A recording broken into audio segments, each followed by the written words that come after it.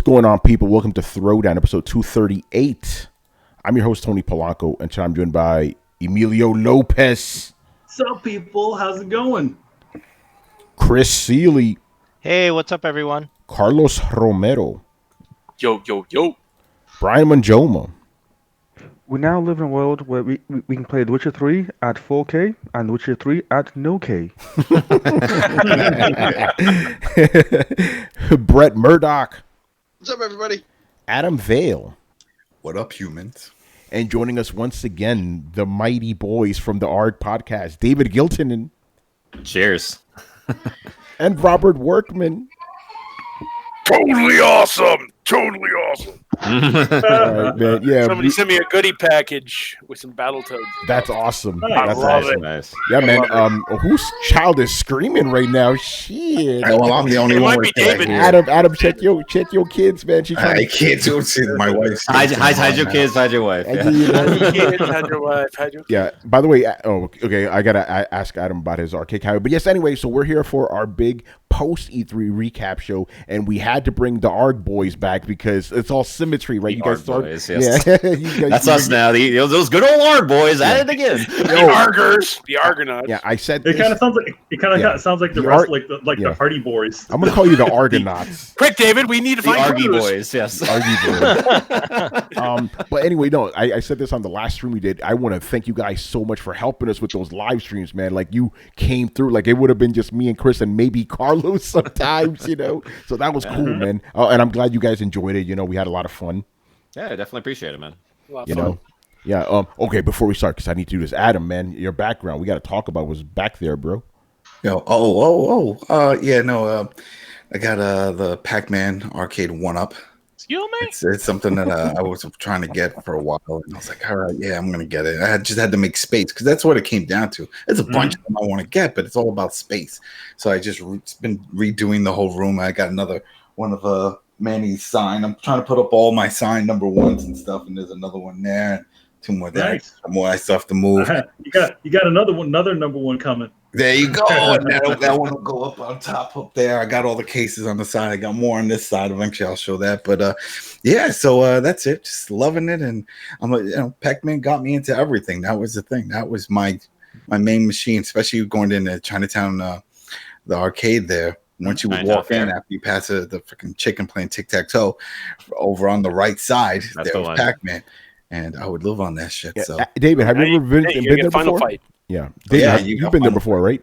The Chinatown Fair? Yeah. mhm. I haven't actually been there before, no, but there is like a documentary that came out that Yeah, we did. yeah, yeah. Oh, We nice. did like an Arcades. interview. Yeah, Yeah, Lost the Lost Arcade. Arcade. Yeah, we did like an interview with like the Lost Arcade documentary director, and he's like a really cool guy, and it's a really great documentary, honestly, too. So Yeah, I remember that big dude who worked there giving out. I didn't know he was homeless. Like, his story was ridiculous. yeah. Really good, though.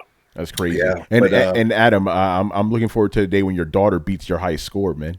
Oh yeah, well that's it. She's getting there. She's trying. Well, that's to the figure thing. it out. The arcade 1-up doesn't save them. Just turn It- them off. Oh, I don't know. No, I don't Dave, know. no, it does. The It does. score. Oh, does it? Put your name. Yeah, though. Street Yeah. Fighter 1 does it too. So Yeah, well, you this can't one put your doesn't. name, but it does save the score. Oh, okay. The score is there. Cool. But, And yeah, then, yeah. Why don't I shut up then?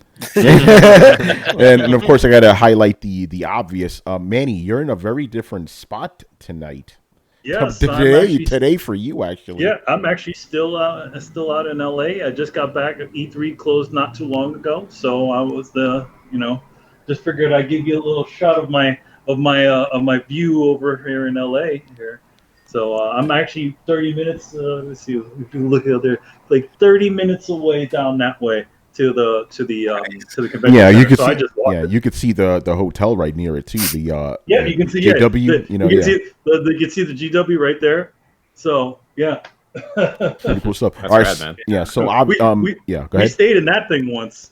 Oh yeah, we did. It was nice. So okay, so tonight the structure is going to be kind of similar to what we did before.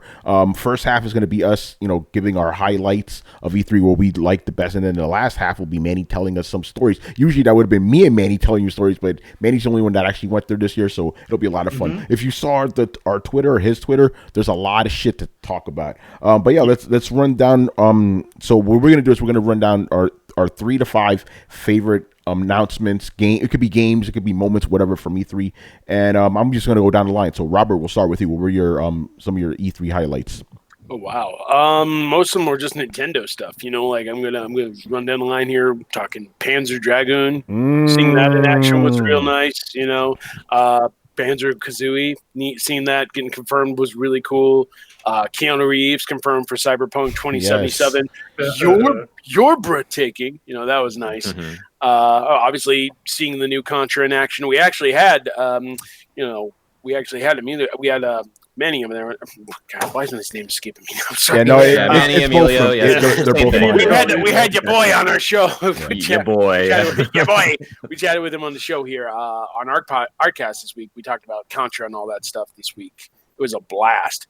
And then when Contra Collection and Mana Collection came out of nowhere this week too. I literally was on that show while I was at E3 doing it on the phone. Yeah, like Malik walked by. Like Malik Forte just walked by. Malik walked by. I'm like, yo, this is Malik walked by. And I mean, like aside of that, we got to see like Avengers, which actually doesn't look too bad despite the fact that we didn't really see that much Avengers, So, I mean, there's some good stuff that we saw here and there, but I think like the biggest surprises was Nintendo. Nintendo really stole the show with their reveals. I think the big thing for me though was Banjo-Kazooie. I've probably seen the trailer like 17 times now. It's hard to believe it's actually real, and it's continuing to solidify that partnership between Microsoft and Nintendo.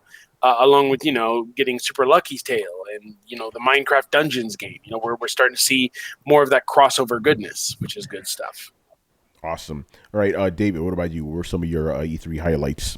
Well, to echo Robert said, certainly the Keanu Reeves being in Cyberpunk and just like him being on stage, period, was amazing. Certainly, the person who yelled out like that you are breathtaking was kind of like the big one that kind of like made that moment really.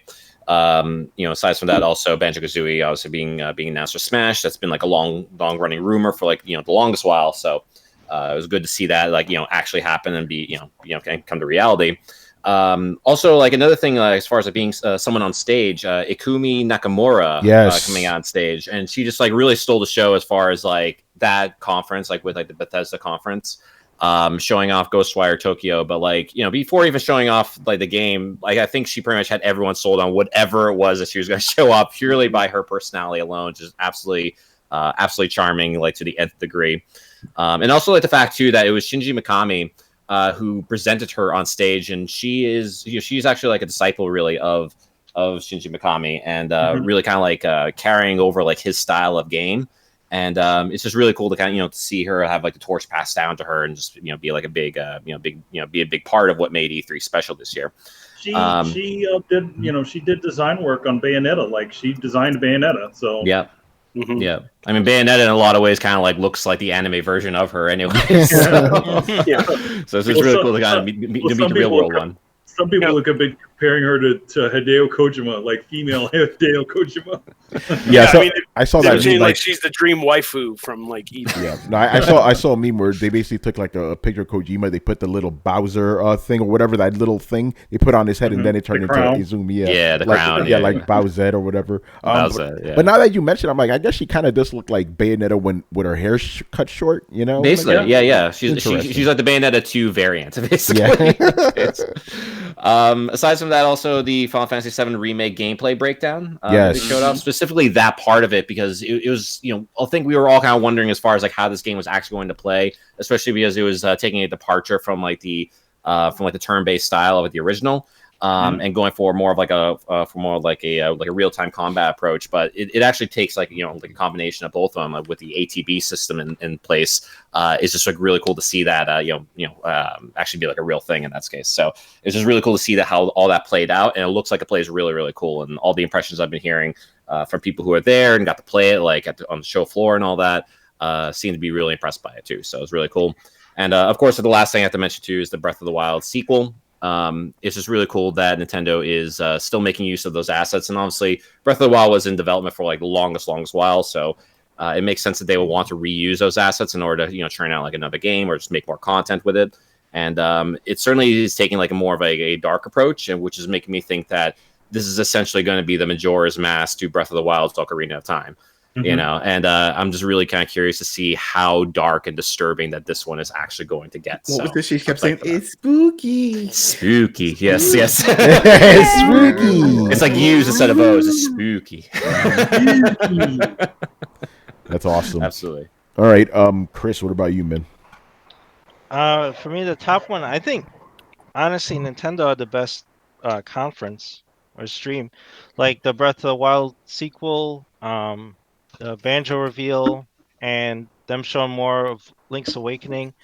I honestly, there was more. I was like happy with seeing that what they showed than everyone else. Like, I'm thinking to Bethesda, and all I can really remember is Elder Scrolls guy yelling at cards and Oh, God. everything that had to do with Elder Scrolls. The disingenuous Fallout 76 apology video at the beginning, and all I really cared about was Doom Eternal. I saw that, I got happy again. But that was it. Like everything else, and Youngblood I like, but that was it.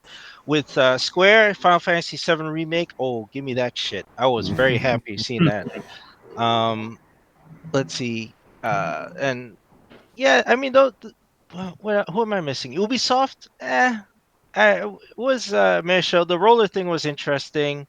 No Far Cry, no Splinter Cell, except Sam Fisher's in a mobile game, so you know you Don't need your get me mobile started game. on that. Angry quote. Somebody always at E3 has to do like, "Hey, did you love this game? Well, now it's on your phone." Well, Chris, don't worry. We still have to rescue him in Wastelands. So Wildlands. We still haven't rescued him in that mission. So But that's what he's relegated to, like cameos. Yeah. Yeah, we're gonna rescue him. You guys turned him into a villain. That's what happened.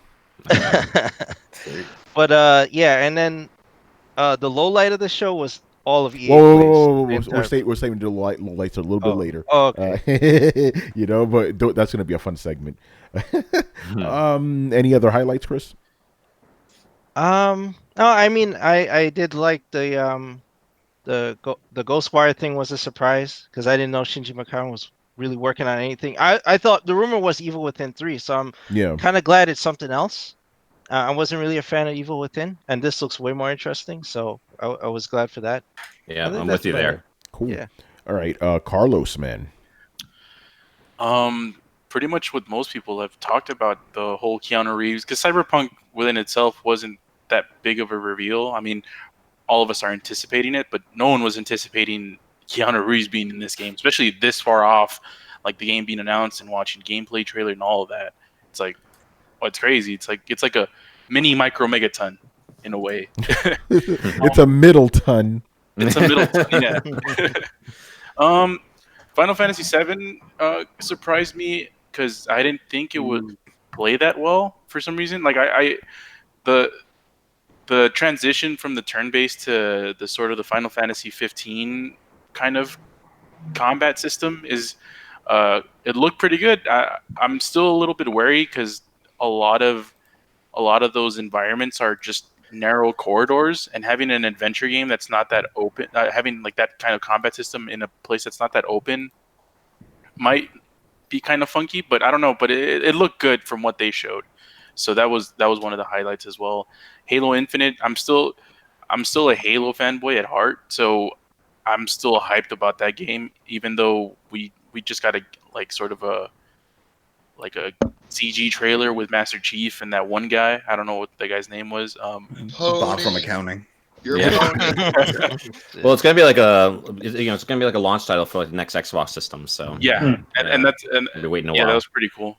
Also, another microton was the Game Pass Ultimate, and how they had that sale where if you paid $1 to like if you have an Xbox Live Gold account and you pay $1, you'll have a Game Pass Ultimate for the length of your Xbox Live Gold account up to like 36 months or something like that. Yeah, I think they still have it. I think it's still for this week. Yep. Yeah. I'm not. By the way, Robert, thank you for telling me about that. A very cool thing. Yeah. Well, I got mine for 2 years, so I'm good. Yeah, so mine extends till December of 2021, which is I'll probably set it up today. Which I'd probably be dead by then. So 2021 is next year. It's on your account, bro. Whoa! Man, not planning on living over here. Yeah, man, it's pretty cool because Game Pass, like I keep telling everyone, Game Pass is one of the most underrated subscriptions out there. It's better than whatever the hell I pay for PSN and Xbox Live Gold. Yo, Carlos, this is a PlayStation podcast, man. Oh my bad. According to the Xbox fanboys, at least. Did you guys see Death Stranding? It is good. Get your shit straight, man. Other than that, Make us meet you. speaking of Microsoft, Ori and the Will of the Wisps looks good. I mean, we've seen plenty of that, but February 2020, man, I can't wait. It's gonna be crazy. And other than that, I don't think there was that much.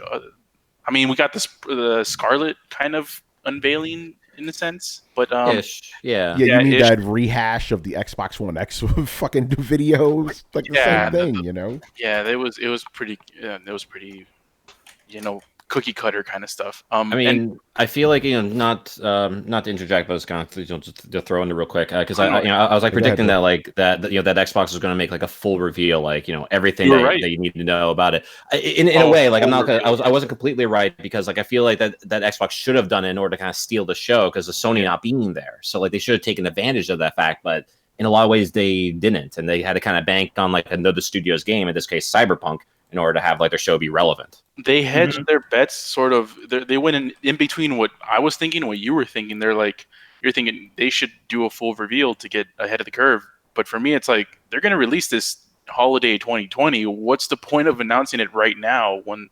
when the start of this gen, they announced it early, 2013.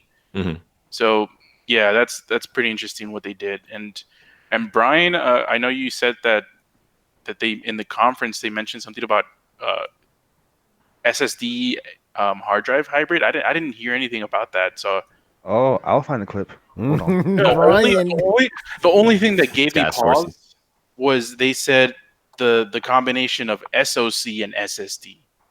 That's what I heard.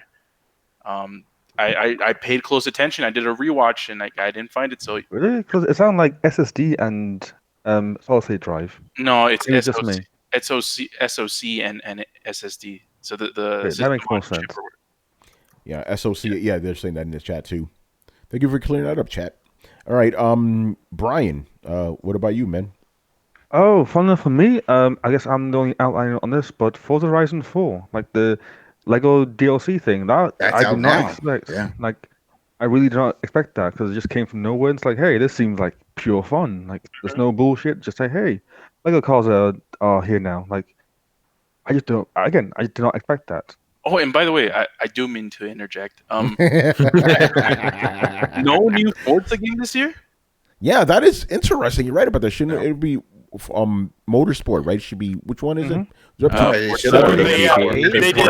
the Lego expansion. Yeah. No, but shouldn't it be up to 8 now? New version. Yeah, it should be Motorsport. Yeah, Motorsport. They're not doing it this year because they're working on a new game, they said. Yeah. Okay, interesting. Skipping the year then, yeah. Yeah, it's pretty interesting. Yep. They were focusing everything on Gears and Terminators. We'll talk about that. Brian, continue, sir. All right. After that, it's mostly Nintendo stuff. So I liked the idea of Pokemon's Sword and Shield. That looks okay, I'm not fully sold on it yet, but the ideas are growing on me. I am sold on Astral Chain, by the way. Yes. Because before I wasn't too sold on it. I'm like, okay, right? Kind of looks a bit, and then I seen some more. I'm like, okay, now I see why I should be excited for this. Now I'm into that, and of course, your boy Witcher 3 is on the Switch. Like I can't wait to play that just because I want to experience just how it feels on the Switch. It's like, is it going to work on the Switch? Is it going to be at like 2 frames per second? I don't know. I just want to know. Like, hey, Brian.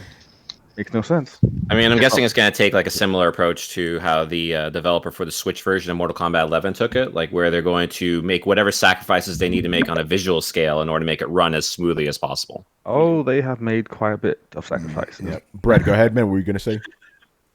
I was going to say, Witcher's giving Skyrim a run for its money. Yeah, that, and there's one more thing. There was that Daemon Ex Machina game. Oh yeah, that game, yeah. Yeah, I don't know why, but I want that. Like, my first thought were, okay, this is a very Japanese game. Like, yep, giant sword, yep, mechs, yep, dragons. Yep, this is Japanese, all right. It's pure Japanese. So yeah, I'm sold on that. I don't know why. And it's that's a cool about looking it. game. So yeah. Wait, Brian, hold your fucking horses, man. Damn. I think he's holding them. Yeah. You went on a whole spiel about Witcher 3 on fucking Switch, some fucking Japanese type game, but you don't mention Cyberpunk 2077. What the hell's going on Everyone here? else has. Because like, what's the point of me saying, oh yeah, He wants to be I agree with different. He everyone. wants to be different. Okay, Well, if we're I gonna be agree with different, can I everyone. mention Battletoads? Yeah, of course you can, Oh man. yeah, of course. Okay, I agree with what everyone says, and I want to add these on as well. Again, I'm not gonna sit here and like fluff up Cyberpunk. Like, there's no point. Everyone knows that. Keanu wants you to like, fluff up Cyberpunk. Exactly. You're guys- okay. breathtaking. You mean the cat? Keanu. Everyone knows that we're going to say Cyberpunk and Nakamura. Everyone knows that because they stole the show. Maybe the dog, if you're a dog lover, but Bam. I'm everyone knows that. gonna bring Yeah. up the dog. I'm gonna bring up the dog. So hence I'll say like Ghost Recon I'll Bark Point. include that and this as well. So this is like my personal choice as well as the group choice as well. I agree with everyone else here on their choices, but these are my additions. Hey, I don't Bitch. agree with you. Throwdown. Let's go, Don't you son. speak for me. I'm just gonna step away here. You talk You're not, about. you're not my parole officer. Holy shit. Oh Man, man. get sassy in here. All right, Brian. Anything? This is why we call it. This is why we call it Throwdown, man. It got very spooky. Yeah. Spooky. Spooky. Spooky. Spooky. Sounds like something you get from What We Do in the Shadows. Yeah. Anyway, Brian. Anything else, man? Watch Dogs London. I'm hyped. That's Yeah, why. Legion. Murder Yeah. Granny, son. Murder, Yo, murder grannies. grandmas. Yeah. The murder Grandma's on a rampage. Murder grandmas rise up. You know. Mine, it's all the fat people because they said they Take can't away get fat my people. crumpets, Sonny. I want to see her throw gang signs and shit. You know. Right. East side of London. He's Oh, he's still he's some kept you no ass. Murder was the case that they gave me. All right, man. Brett, hit us with some of that E3 goodness. Oh man. Okay, so I, being the huge cynic that I am, weirdly surprised by the number of games I'm excited about here. So I'm going to break the rules, but I'm going to go real fast on it. You don't have to go that fast, man. We got like an hour to kill. Give All me right, some yeah. time, brother. All right, since I hate everything and I actually like some stuff this year, I'm going to take a minute to throw out some honorable mentions that I think look pretty cool. I'm intrigued, but not sold on. And then I'm going to proceed to flip the fuck out on some stuff. Excuse me? One, Wasteland 3. Not nearly as like boringly, just fucking draggingly serious as Wasteland 2. They look like they're remembering some of the roots of Fallout. So awesome. I'm starting to get excited about that. And that's in Robert's neck of the woods too, actually, in Colorado. Yep. Hey. Yeah. You can Hooray for Wasteland, Colorado. Hey! Boston gets it, now you do too. I mean, it's kind of like now, but with less trees. Okay, so also, Gods and Monsters. I'm actually really interested in this. I feel like Assassin's Creed, when they were making Odyssey, they had some really good ideas, and eventually there's some meeting in a boardroom went, you know what? We should just make another game that has all this shit in it. Like, they keep clearly wanting to put God stuff in Assassin's Creed. They couldn't, and I kept wondering why they kept towing the line. I think this is why, so I'm curious about it. Astral Chain, it looks fucking awesome, and it's by Platinum, so done. Doom Eternal, like everybody else said. I'm actually a little bit excited about Bleeding Edge. I feel like I've actually sat back and wondered when there's going to be a Melee Fortnite kind of equivalent. So I'm interested that they're opening up the space, and I'm really interested to see where it goes. Not personally probably like my thing, but I fucking love Monster Hunter, so I'm willing to give it a shot. I mean, as a huge Overwatch fan myself, Bleeding Edge definitely has my attention, so I'm looking forward to that. Yeah. Awesome. Nobody's mentioning Fallen Order. It looks like the first good Star Wars game in maybe a very long time. Yeah. Ish. Yeah. Low bar, Dude, Brett. after Very low after bar. Battlefront, It I is a think- very low bar, but Come it, like it looks like it might be almost as good as Force Unleashed.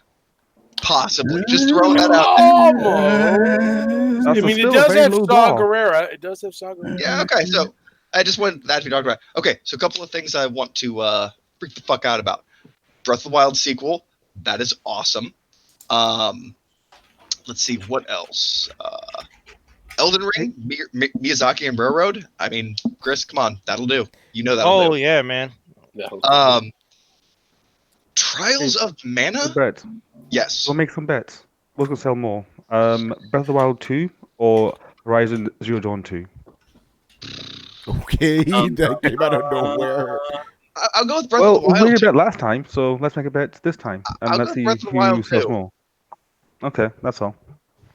I'll do the same as well, Brett. I'm sure that Carlos will also do the same.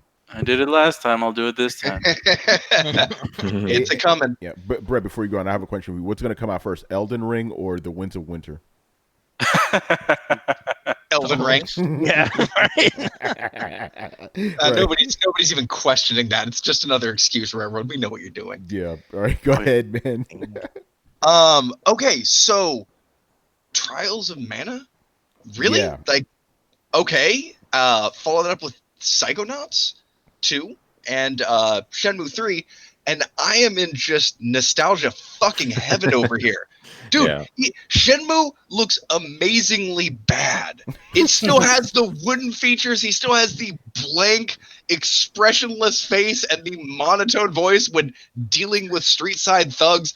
It's like when they brought back Evil Dead as a TV show. All the hammy, shitty, weird parts that make it what it is. But that's what it's supposed to be. Yeah, no, it's not. Yeah, he's happy Not with about all the that. money they're Remember that putting series. into it. Yeah. That's supposed to be They beautiful. changed it up to a new engine. It looks like an instant port. No, he's praising it. pocketing all He's that money. praising it. He's praising it. Oh, yeah, that's praise. Yeah. No, I'm really excited. Like it looks like it retained a lot of the flavor, and it's going to be just like a shot of nostalgia straight into the vein. I am just. I was about to say, it didn't sound like praise at first. No, I don't want it to be Yakuza. Yeah. I don't want it to be Yakuza. Like Yakuza is a spiritual successor, and it went its own direction. I want to see, like, I like the fact that Ryu doesn't really ever have any emotions. Yeah. Like I kind of like that. Like, what are you doing here? Like it's just it's just a great throwback. You bastard! How dare you say this to me? I'm going to drive a forklift. Exactly. I'm looking for some sailors. I'm looking for some sailors. Why would you go there? Yeah, can you tell me about that day? Tell me where I can Can find you tell me about that day? Yeah, that day. I need to get the high score on Space Harrier. Where can I find the closest Space Harrier arcade? Yo, what's up, Andre? Tipton's here. Yeah, he'll It's say Shaq. something good. Yeah, okay. I'm gonna make the same joke again. Yeah, what's going on, brother? Brad, I hope you don't mind. I'm gonna make the same joke again, but it's pertinent. Okay, so today it was announced that Shenmue 3 is essentially 40% of the way through the story of Shenmue in its entirety. So what's gonna finish first, Shenmue or the Winds of War or A Song of Ice and Fire? Shenmue. But think about it. It took 17 years between Shenmue 2 and 3. 18 years. Mars colonization will happen before that series is Damn. Shit. Okay. That was a good answer. All right, keep going, man. Go ahead. Okay, last two things, and I'm equally excited about both of them. I'm just gonna fucking vibrate out of my own goddamn skull here. I'm still fucking excited about Controller's motherfucking gate, and Laren is making it. Jesus fucking! How can you not be excited about this? If you like RPGs even a little Baldur's bit. Gate. Yeah. Baldur's Gate. Baldur's Gate. Oh my god. Oh my god. Whoa.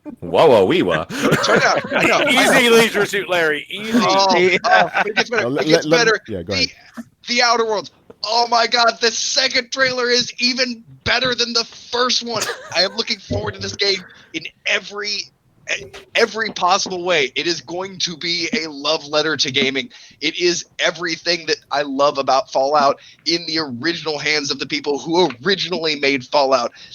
The fucking soundtrack seems great. The power seems great. The tongue-in-cheek humor seems awesome. It's taken that 1950s rocket retro art style and jamming it with kind of post-apocalyptic dystopian cyberpunk futurism. It is just as good of a clash as Mad Max meets 1950s retrofuturism. It is a marriage made in heaven being made by one of the greatest game studios to ever grace the goddamn planet. So it's going to be fucking awesome, and I cannot wait. Some high praise. Can you tell Put your pants back on. Yes. Okay. Tell me how you really feel, bro. That's I'm awesome. gonna smoke a cigarette. I'm done. All right, next up. Okay, so Andre, I'm gonna go to you next. So basically, just tell us some of your E3 highlights, like 3 to 5, but you could add in a little more if you want. You know. Man, it is. Well, you know, I don't know where to start. Panzer. Panzer Dragoon remake. Man, Yep. I'm gonna get to that in a bit. I'm pretty much. I mean, Panzer, man. That's the biggest. Because for some reason, I missed the announcement. Because everybody's like, oh no, they're gonna do Panzer Dragoon and Panzer Dragoon Zui, and I'm like, when was that confirmed? Like, oh, that was confirmed last year. I'm like, I don't remember that. I don't think it was. I don't think it was either. But everybody. Yeah, they announced it a couple months ago, actually, that both of them. Yeah, a couple months ago. Footage, yeah, but not last year. No, not last year. No. Yeah, yeah. Yeah, I missed that. But I liked Microsoft's press conference. A lot of stuff from them was good. Cloud. I mean, I'm kind of excited about this cloud game. I didn't think I would be, but I'm kind of like want to see what want to check it out. Sorry. The xCloud. Oh, xCloud. Yeah. I'm kind of interested in that. Let me think. I'm ready to play all the stuff on the Switch, man. I'm just ready to play. I'm just ready to play games now. I'm just, dude. I'm like, I don't have enough games as it is to play. I just got Judgment 3 days ago, and I just installed it yesterday. And I don't have time to play, but I'm looking forward to all this new stuff. I'm like, what am I gonna do? I mean, Leisure Suit Larry also came out just recently. So. Yeah, see, well, you know, Hey, yeah. you joke, but those games are fun as hell. They are fun. They're fun. I like they're them fun. personally. They're fun as hell. They're fun. Yeah. I can't think of anything. Oh, the TurboGrafx Mini just blew me away. And now the fact that Sega's going to allow you to order the 6-button controller before the Genesis Mini comes out. Mm-hmm. Oh, that's cool. That's cool. Good call. I'm actually going to buy the Super Graphics, the PC Engine, and the TurboGrafx, so I'll be broke again this year. I also want to see what else comes out. It's just my bank account's just like like always. It's like the therapist is like, I don't know what your bank account's doing, but it's crying an awful lot. I'm like, yeah, it's about to. Yeah. In fact, he's not even a therapist. It's just Oscar the Grouch in a trash can. I mean, what you talking to me for? I live in a trash can. I need more money. It's not you, it's me. The new wave of Amiibos just came available or are now available for pre-order. I'm like, Jesus Christ. Yeah, man, it's. I really wish I was there because it looks like everybody had a blast because it wasn't as crowded as it usually was, and now I don't know if that's a good thing or a bad thing, but you know, it's just a lot. It's just a lot of. I can't even think of half the crap. I didn't write anything down, so I just got home, so I'm just like, let me hit the guys up and.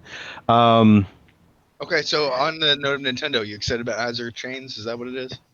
I'm Azure waiting. Chain. Oh, dude, if it's platinum, dude, it's got to be platinum games, and I'm down. It don't matter what it is. I'm down. Yeah. They've got 5 new unannounced games besides Bayonetta 3 and Astral Chain. So Jesus, is it just me or is Switch fucking killing it? Like, I know we were talking a while ago about like what is Nintendo gonna do in the meantime. They don't seem to have any games to pocket. It is, but I don't know. I've talked to Robert. I'll probably talk to Robert and you guys about this too. But everybody wants everything on Switch. Mm-hmm. It's a pet project. Port everything to Switch. That is not necessarily a good thing. Mm-hmm. Why? I just don't want to. I don't want to see stuff just being dumped on it. Too late, man. Too late. I know that's the problem. People take care of it. There's a fair amount of shovelware on there. I will say. I mean, I love indie games. You guys know that, but I'm like, there's a tremendous amount of just junk. Mm-hmm. But there's also some great games. There's also some great stuff. I mean, there's more great stuff than there is crap. But I'm like, the crap the number of crap is like increasing, and I'm like, There needs to be some quality control. I don't. I mean, I love the fact that The Witcher's on it. That's awesome, but I think we need to have a cutoff. Mm-hmm. You know, I know they've been tooling with this engine and trying to get it to work on the Switch for a couple of years, and they got it working. But unless there's a new powerful Switch coming down the pipeline, or there's an update to this one that makes it run faster or something, I think they need to slow down and start doing original stuff. Now I would love to see a version of, I don't know, like Batman Arkham Knight optimized, or not Arkham Knight, but just a Batman game. Just I want them one made from the ground up for the if they're gonna do something like that, I would. You think about it. You know, the Switch is gonna make whatever you put on the Switch is gonna make money. Mm-hmm. So building something from the ground up on the Switch is not a bad idea. But it also requires more work. Yeah, and they would rather put good. less work to get the same amount of money. It's like I've always said. You let your main programmers, your top studio heads oversee everything, but have some of the newer staffers come in and working on it. They got to get their feet wet. Get them working on it. Show them the ropes. I mean Square did it. Square Enix did it with Final Fantasy VII Remake. I mean, that's not a simple project, though. That is far from it. I'm not saying. I'm not saying it's 1987. But I'm not saying that. I'm not saying that it's. I'm not saying it's easy at all. I'm just like, I mean, okay, you have the resources. Doing something on the Switch is going to make you some money. Mm-hmm. Throw a little bit of money at it. Put something on it. I mean, if you need, evidence of that is going to work, make a tech demo or something of something. I mean, just something just to prove it that, okay, this system this thing does have power. Mm-hmm. And we all know it does. We all know it has a lot of power. I just want something unique. Like I'm glad Platinum is putting Bayonetta on it and Astral Chain. Those are great titles, but I mean, who outside of us are going to really jump on Astral Chain like that? I mean, that's really for like the hardcore fans, really. In that case, people who know about Platinum games and their their caliber. So, yeah. People will try it if it's cheap. But I mean, I mean, that's like I said. I really want to see. I want to see everybody succeed. I really want to see what some of these companies that have the capital that can go. You know what? Let's make a Switch. Let's make a game primarily for the Switch exclusively, and just knock it out. You're kind of getting both, though, and like I totally agree with that. And I do feel like that you are getting both, as far as like games that are made specifically for the Switch, as well as games that are just being ported to Switch because the install base is there, you make the money, and that's it. Right. But I think like the big issue, and that we kind of like just touched on, but we didn't get too deep into, is the fact that Nintendo needs to put some sort of like quality control cap on the games that are being added to the store, especially because the store doesn't have any sort of like real way of organizing the games. I think it was Robert and I were talking about it, or it might have been Tony. I said, man, if Yamauchi was around today, do you really think 60% of these games will be on Switch? Hold on, David, are you proposing some kind of seal of approval? Yes, maybe. No, I'm all about that. No. Bring back the Nintendo seal of approval. Bring that shit back. I'm sorry. Bring back the Bowser seal of approval. Just make I don't care who, dude, with the tie. Dude, yes. I don't care if you name it the Iwata seal of approval. I don't give a damn what you call it. I don't care. Call it something. I don't give a damn what you call it. There has to be some kind of. I mean, I'm sorry. The Switch. This is not Steam. Mm-hmm. Which is a nice dig at Steam, by the way. I love Steam. I mean, Steam is a great platform, but I mean, but that is like a very good like everything is on Steam. There's a lot of like crap on Steam, and I think Valve recognizes that, and Nintendo needs to recognize that with their own platform as well. I don't want to see. I mean, I just don't want to see it. I said this like 6 months ago. I'm like, man. Yeah, because they were like, "Wow, we have 1,000 games." I said, "Man, it hadn't been. It's a little bit over a year. You got 1,000 games on the Switch now. Yeah, let's look at that." They don't care. They want to make that money. Yeah, I think part of the problem is like everybody wants to take access to the Switch because Nintendo is wide open when it comes to supporting their indies. I mean, you take a look at some of the success stories. You take a look at a game like Blossom Tales and how it has 3 times more sales on the Switch than on Steam. Wow. It is an instant success story. People will instantly flock to a game on Switch, so it is an instant draw for developers, for everything like that. What Nintendo has to do is work with the developers to kind of pace things out instead of going, well, we're going to have 30 to 40 games every week, because not everybody can buy 30 to 40 games every week. That's the problem. And remember that one game? Remember that one game that was I think it was on sale for like $1.99 or like 99 cents. There's a few games like that. It was a fishing game. It was like 2 cents, and it was awful. And it was crap. It wasn't even. It was awful. But it was a number 3. It was a number 3 selling game on the Switch on the eShop on that week, and I was like, people probably buy it out of curiosity. Adam, go ahead. So right now, you can get NBA 2K19 for $2.99.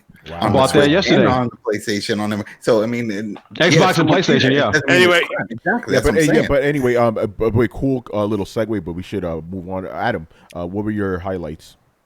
All right. Well, mine's are probably a lot different than everybody's because when it comes to Gears, I was already hyped. So there was nothing new there. Halo, same thing. I'm already sold on it. Nothing new there. For me, it was more about the items that I knew nothing about that were surprises. Like number one, and we talked about it a little earlier, arcade 1-up Teenage Mutant Ninja Turtles, the arcade machine. Are you kidding me?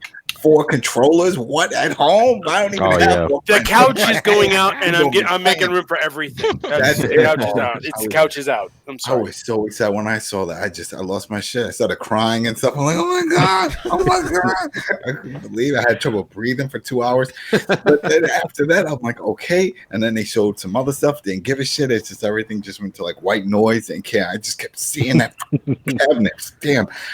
Besides that, Final Fantasy VII. The gameplay that was legit. I was like, man, I really want to play this. That sold me. That was it. This is gonna fulfill parts of my life that have been empty. Like parts of your life.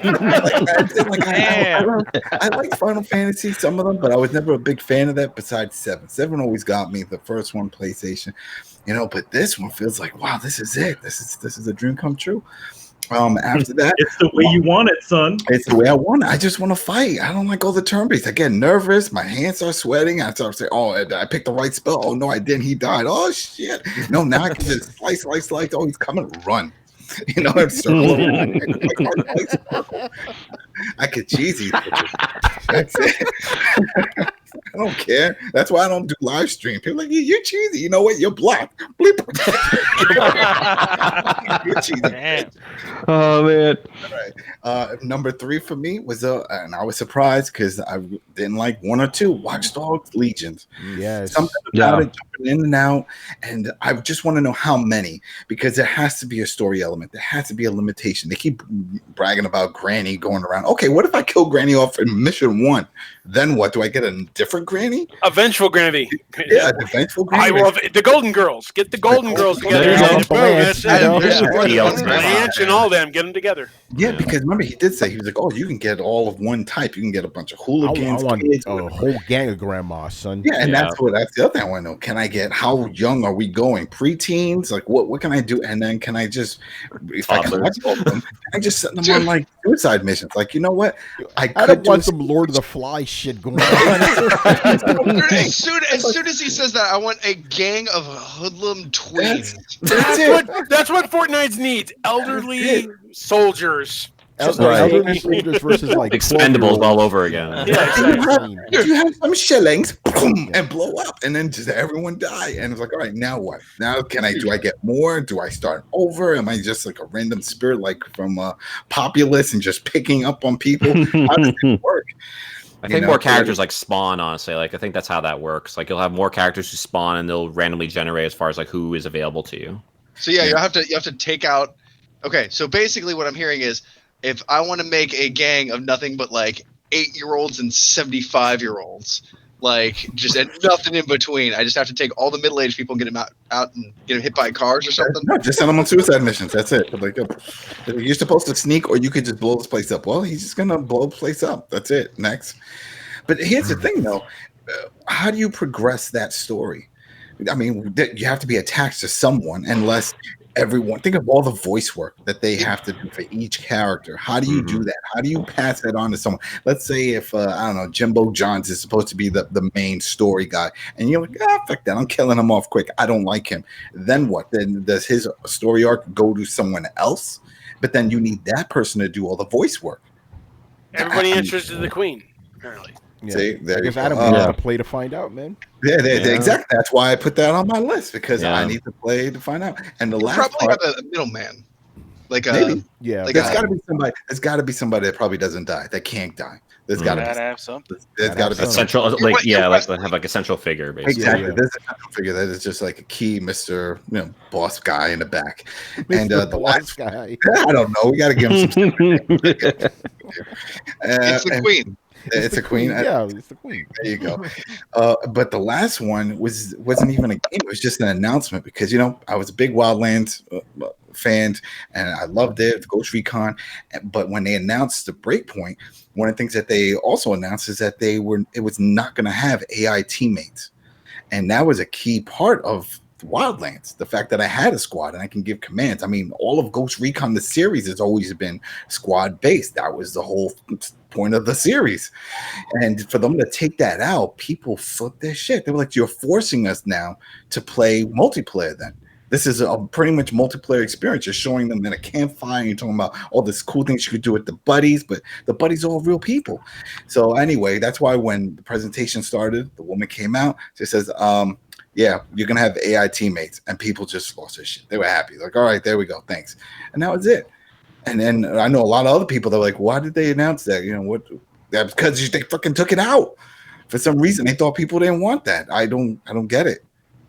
But that's cool. That was a great announcement because once I found out that the AI teammates were not going to be part of it, I was just disinterested. I was like, I don't want to deal with this, and because then it's just a one-on-one type of experience. That's not what I want.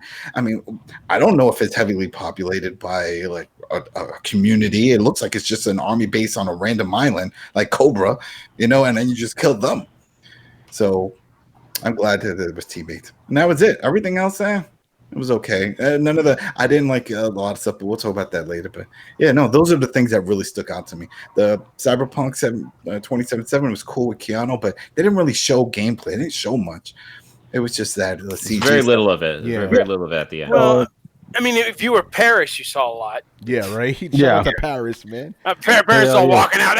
It's like he won the Olympics or something. I saw Paris. I saw a bunch of people while I was there. Ah, yes, we will hear about those stories. And Manny, this segment I could just leave over to your segment too, right? Like the games you saw and stuff. All right, we'll save you for later. So anyway, for me, man, Panzer Dragoon is the fucking game. If you guys saw the live stream, I lost my motherfucking mind. I was like, "That's it." Too. Nintendo He shot himself. I don't know what happened to that Nintendo Direct after that. Like I was just so fucked up. It's all a blur. It's all blur. Legend of Zelda, what? Yeah. You gotta understand, I knew it like Panzer Dragoon was gonna be shown at E3. I just didn't know it was gonna look that fucking good. Oh my god! Like I hope Sega, please, if you're watching this, please, we need that motherfucking. I can't even control myself right now. We need motherfucking Panzer Dragoon Saga. You give me that shit. You guys won't even hear from me for a month. Manny's gonna host the show for a month. I don't even like I said before. I don't even care if they don't even upgrade the graphics. Don't care. Bring the game out. People need to play this game. Man. Yeah, please bring the game out. Then Tony will shut up. Yeah, exactly. Yeah, Manny, you'll host the show for a month after. I'm fucking done if that shit comes out. But Panzer Dragoon, I don't give a fuck if they didn't add nothing. Just like so fucking good. Like I'm ready to punch somebody right now. I'm so excited. Like, this is serious, man. Motherfucking Panzer Dragoon. Oh man, if you guys saw me on Twitter, all I did for like 2 hours straight was just talk Panzer Dragoon, motherfuckers. Dragoon. Shit. Like, He's gonna run on the streets in New York 3 a.m. Dragoon. I know it's like a werewolf out there. It's like Dragoon. Yeah, Dragoon. Like, I got another tweaker. I got some other shit I like. Police. You got some of the Panzer Dragoon there, buddy.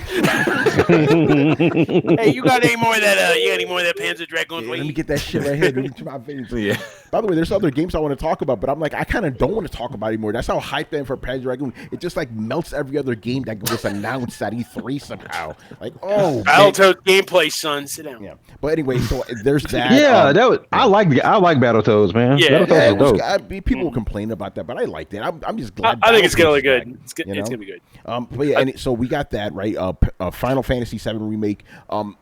now I'm finally hyped. Not like they showed a little bit of gameplay before E3 and then during E3. I like the whole materia system. Like you actually see the materia in your weapons and stuff. I like how the combat is both real time but also strategic. You can slow shit down because like here's the thing, like.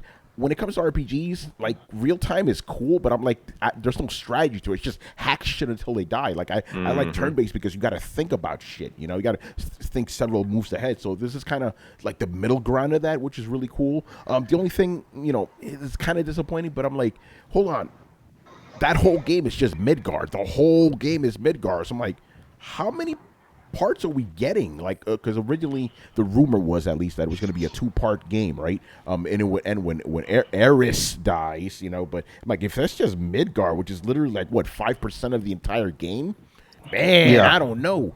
And that's the thing, though. Square Enix doesn't even know themselves. Yeah, they don't. They were asked in an interview as far as like what their plans are, and they're like, to be honest, we don't even know. We're just kind of like taking this however we can, a step at a time. We're winging it. We're winging it. Yeah. Her name is Aerith. Her name is Aerith. Aerith, God, it's Aerith. You buy it, we make more shit. That's how this works. But the graphics look crazy. I'm looking forward to it. I believe it's Tifa, son. Tifa showed up. Ooh, and she was whipping some motherfucking ass too, man. Yeah, sure you rep what's going on there. That was fucking awesome, man. So I'm down for that. Next up, Chris, you already know, man. Doom Eternal. Excuse me? Man, it looks so fucking good. Like, and the cool thing is, like, I would have been happy with just like regular Doom with just with other levels. No, like you go to Earth this time, you go to Hell, you go to I think Heaven. You go to it's crazy. There's heavenly aspects to it. Yeah, it's kind of like Bayonetta a little bit. In that sense. You go everywhere, man. You go everywhere. There's like more like parkour type of things going on. It's gonna be so good, man. I can't wait. And then these last two aren't games, but to me, I'm like, those are fucking cool. Bam Bam, the fucking dog, John Bernthal's dog, man. Yeah. Like, yo, that dog was really well trained. Like, he came out, he's like, sit, boy, all the way. And then the dog was just chilling. Like, the dog looked bored. Like, that's how relaxed he was. Like, all right, man, do your thing, man. I got to go take a piss, son. Let's go. Yeah. So the dog was cool. Like you guys said, Izumi Nakamura, she was awesome. Here's the thing about E3 presentations, right? I'm just being real right now. What do you think of when you think of a E3 presentation, right? You think of a white dude in a fucking blazer with a t-shirt, right? So it was kind of cool seeing this Japanese woman who was genuinely happy to be there and who looked like she dressed for the occasion, so just slapping on some bullshit. So that was really cool. And her nervousness was kind of endearing too. She's fucking adorable, man. Like, like, there's so much fan art of her out there right now. Is ridiculous. She retweets most of it. Yeah, she does. Yeah. She loves the crazy thing about that is she's behind the character designs for Bayonetta. Mm-hmm. Yeah, she is. She is Bayonetta. She is Bayonetta, basically. Yeah. You need to get her some gun boots and leather. That's it. Yeah. It's I was like, man, that was just pain. I was like, this is about time. I was like, that's awesome. It was just cool to see her. I was like, oh my God, holy shit. Yeah, it was great. Yeah, and then I'm throwing in an extra one because I'm the fucking host.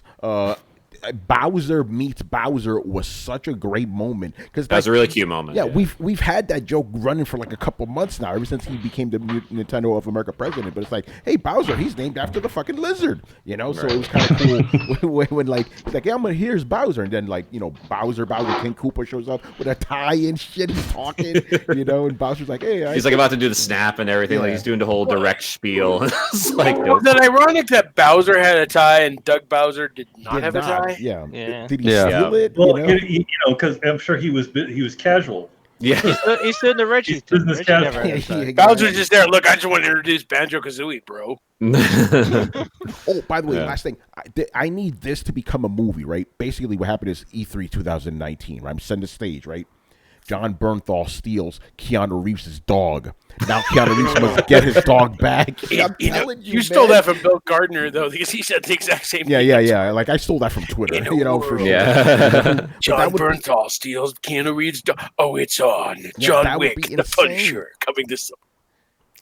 Can I mention one other thing also? Please. The Devolver presentation as well. Yes. Yeah, that was that. What was that one game where you looked like the alien crawling around? What was the name of that game? Oh, The Thing. Collider or whatever it was. Yeah, you were basically at the horror or whatever. I You're need basically to destroying bring this everyone up. like in the lab and everything. Devolver Digital has a game literally McKinsey called knows. Devolver Bootleg, where it's official knockoffs of their own games. How It's crazy amazing. is It's a that? real thing. Only the Steam Devolver Digital would do collection, that. You know, it's like they have like Enter the Gun Dungeon, shit like that. Yeah. Yeah, that was amazing. Yeah, so Yeah. that whole presentation was nuts. Like it kind of had that RoboCop vibe in the beginning, you know. Yeah. Well, I the mean, it's Fall Guys continuing like game the looks like a- storyline. Carry On was the name. Carry On, yeah. That looks ridiculous, and of course the Picnic Panic DLC that's coming out like next month. Yeah, for the Messenger. Yeah. The thing that really like blew me away, and I still can't believe it's real, is the arcade version of Enter the Gungeon, like the Lifetime game. I can't believe that's an actual real thing. And I'm a huge Gungeon fan myself, and I'm just gonna be like looking everywhere to like see if I could play that, because it's just amazing that that actually exists. Like a lot of the announcements that they made seemed like they were just big jokes, but they're all real things, and that's why I love Devolver, because like they're they're willing to always like take like risks like that. So yeah, they're gonna do home consoles with it too, so you can play it with Switch. Oh, nice. Okay, there you go. Yep. Awesome. All right. Before we go to the low lights, any other highlights you guys want to bring up? If I'm not mistaken, Ikumi Nakamura in less than a week went from unverified on Twitter to having the check mark. Oh wow! Yeah. Think about he's up to like almost like 130,000 followers. That's well deserved. Yeah, well deserved. Think about Also, it. shout out to Goo Luigi. Yeah. The Oh, character. Luigi, yeah. Luigi, Oh, yeah, that's right, yeah. The character of the show. Luigi's Mansion 3. Yeah, Izumi Nakamura is not more popular It's than still no Shinji date. I'm Mikami, surprised they man. didn't even, Probably Halloween. I'm gonna guess Halloween around. because they kept saying, "Oh, it's definitely coming 2019." Yeah, this is your event. Just give us a date. Yeah. All right, so let's get to the low lights. We're just gonna do it in reverse this time. So I'll start. I'm gonna be honest, man. Microsoft, and I'm gonna explain why. Right, just not because of the actual presentation itself. I thought it was fine, but that's the problem. They had a big opportunity here without Sony being in the way to really blow people away, and they kind of didn't do that. They just 100%. They showed you things that you were expecting. Again, it was a good. I'm not talking about the actual presentation itself. It was perfectly serviceable. But that's the problem. They did not take advantage of any of that at all. You know, like you said, David, like if they would have announced a system, like really announced it, that would have been insane. But They should have taken advantage of the fact that they had no real competition in front of them, and they blew it.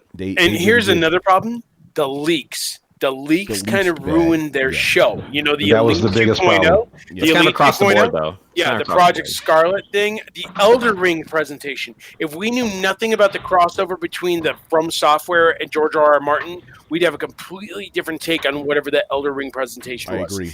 Even without gameplay. I mean, but now that we saw the presentation, we're like, that's it, bro. You know?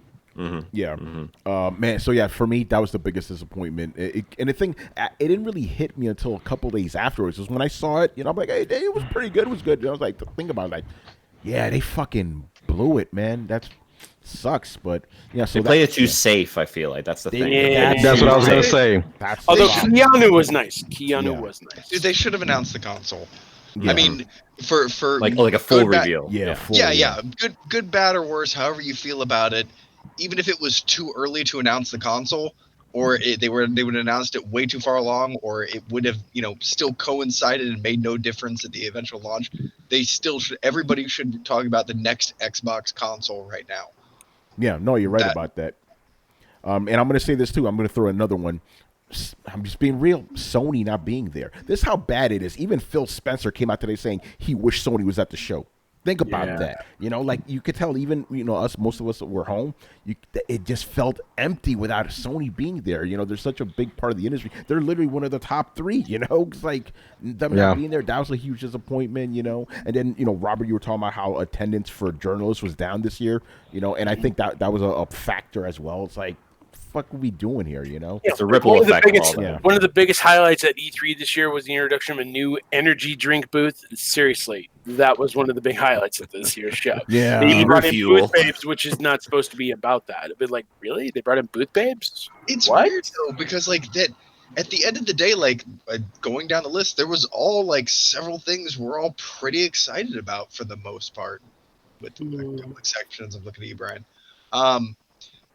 So it wasn't that it was a bad show. It was that they didn't deliver stuff that at least we kind of wanted to see. I've seen I've walked out of not walked out of, but I've walked out of E3s and been excited for less. It wasn't the worst E3 I've ever seen. No, I'm not gonna say it was the worst, but it was definitely missing something. It felt a little hollow, And that's my point, though. This time, it wasn't necessarily the games. Like, think about taking one out of business. I think part of it was our tempered expectations. Like, a lot of it was planned out. Like EA, they announced their entire schedule with no room for surprises. Like Square Enix, they left very little room for surprises, even though they presented a lot of good stuff, and even with the stuff they did with the Avengers, a lot of people were like, wait, that's it? We didn't see much gameplay. I think with a lot of this stuff, there was tempered stuff and there was very few room for surprises except for Nintendo, and I think that's where a lot of people were like, E3 was okay, but it didn't live up to my expectations. Yeah, like, again, I didn't go this year, and I don't regret that decision. I'm like, I would have loved to have seen a lot of people. I would have loved to have for done the a lot people's of fine, but yeah, I don't think I missed anything. So the show itself. That's the only thing. I've seen worse E3s. I've attended worse E3s in this, but the one in Santa Monica with a drunk Jamie Kennedy. All right. So that just to kind of follow up on that, like I think at least my theory anyway on why people feel that on why you feel that really is because E3 has been losing its showmanship. It has. And I think like a big part of that came about when Nintendo's decided to not do like their traditional on-stage shows and decided to go the direct way, which is beneficial for them. Certainly beneficial, I feel like, as well, like for like fans overall. Not beneficial at all for E3. That there was a lot of showmanship in Nintendo's like stage presence before in years past. And now without Sony there, and Sony would also kind of go all out for with their stage presence, like before in years past. And now, like without that, Microsoft tried to somewhat pick up the slack a little bit by doing that little under the stage like thing with like Gears 5 and all that. It's like, okay, whatever, that's kind of okay, whatever, but there's just nothing really there to kind of get you hyped about the games aside from the games themselves. So it's really E3 to blame, though, because wasn't it just the pricing that they increased the pricing for the booths, and that was what turned off a lot of other publishers to say, you know what, we can just do our own event instead of shelling out all this money. The ESA is digging a hole for themselves. Really. Yeah. But if that's the case, I mean, they announced E3 2020, so the question is, have they really learned enough to improve upon the formula next year, or is it just going to be the same old thing? I think it's going to be better because next year is the start of the new generation. Yeah, and that's where it all picks up again. And by the way, I think this year's E3 was pretty bad. I mean, go ahead, Carlos. We'll get to it. We'll get. Do you want to save that for your turn, or do you? I'll say right now because I will forget. Go ahead. When the biggest announcement of the biggest press conference of E3 is a fucking DLC character for a Smash game, yeah, you're fucked. Those are horrible, man. That was not any character, the character. Yeah. But in the grand scheme of things, I understand like where he's coming from. Yeah, no, you're I right. do too. Adam, go ahead, bro. What were your disappointments? Oh, man, there was a few. EA, the whole thing was a disappointment. I had all these high expectations. I'm like, oh, you're gonna port off the NBA Street and NFL Street, and I'm gonna get Switch and everything. You set yourself up for that one. Yeah. You did, bro. Expectations here. You're not seeing those games. But we got some old shit we could bring back, and we know you'll pay for it. Yeah. And they sort of did that with FIFA. With announcing FIFA Street coming back, and that was cool, but they're on my shit list because on the Switch version of FIFA 20, it's just a legacy edition. All this cool shit that they announced, none of that's coming over. I'm like, I don't get this. I'm like, you see people are buying this shit. Why not just port it over? You took out the story mode. You said the story mode was holding everything back, the journey. Well, there goes that. That's gone. This is all gameplay now. What is the holdup? So that pissed me off. FIFA Street pissed me off. Avengers, I was not impressed with the Avengers. Something about it. I don't know if I thank you for bringing that up because that was really fucking bad, dude. Like, yeah, I just you didn't like. Okay, those faces looked horrible. Yeah, I wouldn't say it was horrible. Yeah, it just exactly. something about it felt bland, and it didn't wow me. You know that. I'm Wow. with you with that. Yeah. I think the problem is the expectations were like up here because of what the movie said. Yeah, Right. I mean, here's the thing. You have to understand, okay, Square Enix and Crystal Dynamics, they had a huge bar to hit because of what the movies have done, because of what Sony and Insomniac Games did with the game. And you have to understand, it's still about a year out. So they've still got a lot of work to do. I mean, yeah, the models could use some work, but I mean, they introduced a great voice cast. They've got a lot on their plate in terms of the co-op and everything. They've got a lot of stuff ahead of them. And the question is, can they get there? I think so. But yeah, I think there's some good concept there. But they got some ways to go. But I don't think it's disappointing. I just think they got a ways to go. It's an uphill battle for them. It was just disappointing in a way of like, I'm just not hyped like I was. I think it's just Spider-Man. Spider-Man in the Marvel movies. Just, bar. Yeah, Adam, you mind taking actually, okay, because Andre's got to leave soon. I just want to get his thoughts real quick. What were some of your disappointments? Yeah, and don't get mad. Oh no. It just, I don't know. It was just like there was a lot of really big announcements, but there were a lot of just like, I mean, okay, that's cool. Yeah, that's cool. That's cool. Oh, dude, that's awesome. Okay, that's cool. That's cool. That's cool. Holy shit. Okay, that's cool. That's cool. And that's it. That's all it was. It was like a highlight, and then like nothing. And it's just like, I was like, okay, we expected this.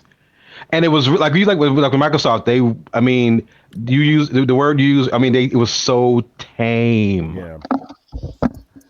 Even Nintendo left me kind of like, all right, that kicked ass. That was all. You guys won. But I was like, where's this? I wanted to see Bayonetta 3. I want to see a new trailer. Yeah, something. Fair point. It's been a while, so. I mean, I just wanted to see a little bit of stuff. I wanted somebody to mention something that was coming out on PlayStation. I mean, you're not going to get that like a lot of their other conferences, honestly. Yeah, I mean, I was just I hate that I missed Devolver a little bit. I gotta go rewatch Devolver, but overall, and to think about, the indies were there, but not like they usually. Usually, it's like the indie. I know they're bigger at PAX and everything, but the indies didn't have a really big presence this year. They were kind of scattered. I don't know if I was there, I'd be exhausted right now because I'd be running around trying to check them all out. But it's like they were kind of like all over the place. Like the ESA was kind of like, okay, we're going to focus on the conferences, but then when it comes to the show, do what you want. And we're just like, what? There was no. I didn't see any real focus lined up. Like it was like, okay, here's the conferences. Okay, you guys catch whatever else you catch. Whatever if you don't see it, you don't see it. You see it, you see it. Whatever. And I'm just like, I would have been disappointed if I was there. Only thing would have been hyped was about me seeing my friends again. But that would have been, I would have been like, what the hell's going on? And it was just kind of like, I really wish I could have gone, but it's just like, I think I dodged a bullet. Mm-hmm. And that's not. It's not as bad as it sounds, but I'm like, yeah, that's kind of. Well, like I said, bro, like I don't feel bad that I didn't go this year. Like it's like that, It's the TurboGrafx announcement, the Nintendo stuff, the Star Wars Arcade 1-Up, Star Wars Arcade. That's the arcades and the stuff. I was like, that's awesome. But I was like, okay. At the end of the day, I was like, yeah, okay, I can do something else now. It's like my write-up, I'm just like, I don't know. I'm trying to be nice to everybody. I'm like, I don't know if I can. Keep it real, son. Take no prisoners, Andre. Yeah. I can't. It's like I want to, but it's like, you know what? It kind of felt like I went to a local con. and they showed all the big stuff on the big screen, like all the major announcements. Oh, this is gonna be awesome. Okay, where is it? Oh, it's not here. It's there. But you can see this stuff now. I'm like, what? Yeah, you're not wrong with that sentiment. It's gotta. I remember, back in the big man, the first one, they didn't know what they were doing, and they still put on a phenomenal. Nobody, you'll never touch that first E3. You'll never touch that one. To follow up with that though, just real quick, I saw Stephanie Tinsley's Twitter, and she was posting up pictures of the actual show floor of E3. when it was supposed to be the busy time, and it was very barren. Like there were I gotta look that up. Yeah, just look up Steph Tinsley's. I'll look her up. I'll look her up. That's great. All right. I almost emailed her. Was like, oh yeah. I heard it was a ghost town. Well, we're gonna ask Manny about that because Power said it was. I got to hear about that. Anyway, Dre, I know you got to go. Please plug your stuff, man. Hey man, realotakugamer.com, new Otaku Man 5000 on Twitter. I'm so glad to be back with you guys. Thank you for being on, man. Yeah, we gotta do this all the time. I'm like ready. This is crazy. This is so awesome. I've had so much fun this week. Yeah. I had more fun. I had more fun with you guys than I did if I went to the show. We always kick it when we hang out anyway, so it's all good. Yeah, but man, I thank you guys, man. You guys are awesome. Keep doing what you're doing. You guys, thank you, man. Inspire me all the time. I'm telling you, you do not have any idea. You have no idea. Keep doing it. Don't stop. Take this industry over. I'm telling you. It's a plan. It's a grand plan. Take it over, please. That's the plan. My God. But I'll see you guys later, man. I'll catch you guys on the next shows and stuff. So take it easy. Peace. Yeah. All right. Adam, go ahead, brother. Go ahead, brother. Smash Bros. Announcement, man. Microsoft sent out a tweet. Yeah, you got to tune in. You have to watch the Nintendo's event. I'm like, shit, this is it. We're gonna hear about Game Pass. We're gonna hear about Halo and Gears. Wait, you got an email about that? No, not an email. It was a tweet they were sending out to go check it out. No, not personally. Filled in. Uncle filled in and said, "Yo, what are you doing? Yo, Adam, what you doing, son? Yeah, you busy? I know. No, so, but I tuned in. I'm like, okay, this is it. I'm excited, and then nothing came out, and they just did the banjo, and I'm like, are they counting this as the big announcement? Because that was a rare game that was on Nintendo, which is now on Xbox. So is that really an Xbox type character mascot? No, I don't think so. And I waited till they did the little montage of all their games running through real quick. Nope, nothing there. What was the point? So anyway, I was disappointed with the Smash Bros. Announcement. I thought there were going to be some more characters, and I just wasn't interested at all. I was like, this is not what I expected. So most of those games, I'm not big into all those JRPGs and stuff. And I know there's a big community and that's great for them, but I don't know. I wanted a release date for Luigi Mansion. That was something that I'm looking forward to. I wanted a release date. I was also expecting Mario Kart DLC because remember that announcement that they said a while back that they were going to focus on older titles that are still selling well and make DLC for them. And they talked about how Mario Kart's still the number one seller and stuff. I'm like, you know what? Instead of working on a new one, we're going to make DLC. I'm like, all right, they're going to show that off. Some new tracks. Nope, none of that. Metroid Returns, the one that was on 3DS. That came out. I thought they were going to port that over at least since we know. I'm noticing a pattern with you. It looks like a lot of your disappointment comes from the shit that you were expecting to be announced. That wasn't. He's got bigger expectations than I do. All I do is dream. That was the whole point. I'm a dreamer, man. I was like, all this stuff. Because sometimes they come true. Sometimes they come. We got Ghostbusters Remastered showing up, right? That was a dream. You know, that was. I'm still waiting for my Rockstar Table Tennis. That's a dream. Another dream would be if One Up Arcade could get Rockstar Table Tennis ported. Never happening, but you never know. Wait 1 second. Let me call out someone. Oh shit. Here we go. Yo, Mr. Vale. Oh shit. Well, did you ever dream of seeing Gears 5 gameplay during the Microsoft press conference? No, because they already had said they're doing. No, because they already said they were doing a whole event dedicated to it. Nah, get the fuck. This is some bullshit. No, I told you this. We saw the gameplay before, and then when they said that they were doing a special event all around it, and that I did receive an email on, I'm like, okay. So the game comes out in a couple of months. Yeah, the whole world is fucking watching. And they showed a fucking still of that chick's fucking face with fucking other faces showing up like it's Bohemian Rhapsody and shit. Yeah, but even when he came out, he said we have a whole event built around Gears next month, but I have to show you something now. So this is it. And then he walked off. That was it. But we knew it. People that are trolling this shit knew that there's a big event coming later on. And so I wasn't expecting much. They showed us whatever that new mode Escape, and I'm like, okay, that's. Yet you're expecting Skate. Yeah, damn right. I wanted a surprise. Gears is not a surprise. We all knew Gears 5 is coming. That's no surprise.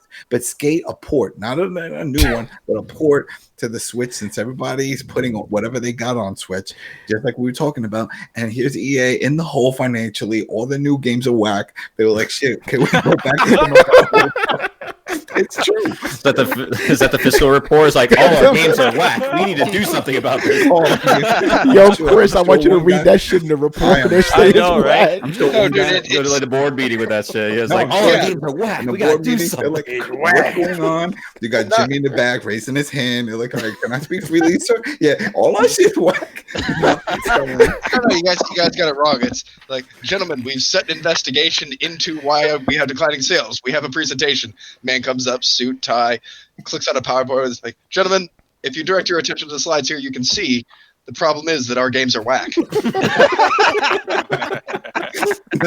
I rest my case.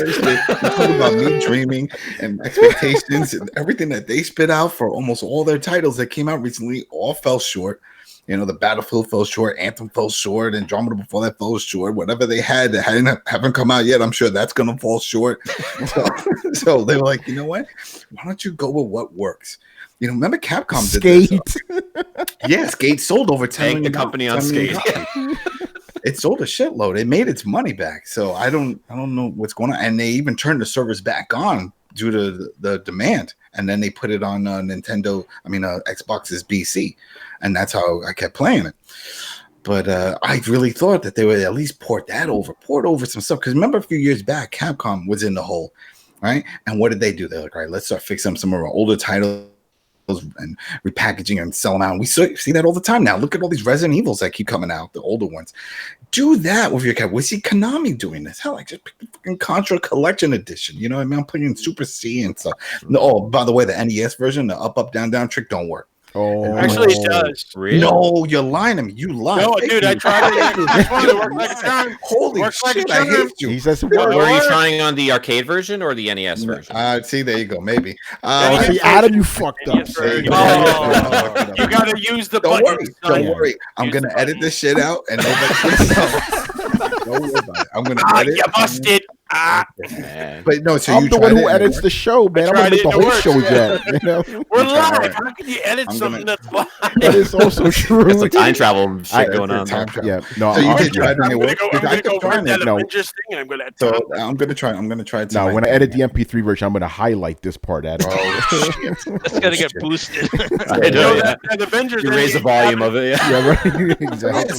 Just a quick heads up. Just a quick heads up. The Avengers That Game cabin is for hire. You could go there. You could invent time travel. Go back in time and forget you ever said that. There you go. There you go. Yeah. Anyway, let's move on. Brett, disappointment, sir. Yes. Come on, Brett. He's probably talking right now. He's got himself muted. Yep, did it again. Yep. Final Fantasy VIII Remaster. Oh, Finally. Oh, damn. Christ, Let the game Why? exist, okay? Let the game exist. it does does exist. exist. Don't It does push exist. it back into the spotlight. I thought you were gonna bust out a twist and be like, fucking Yakuza.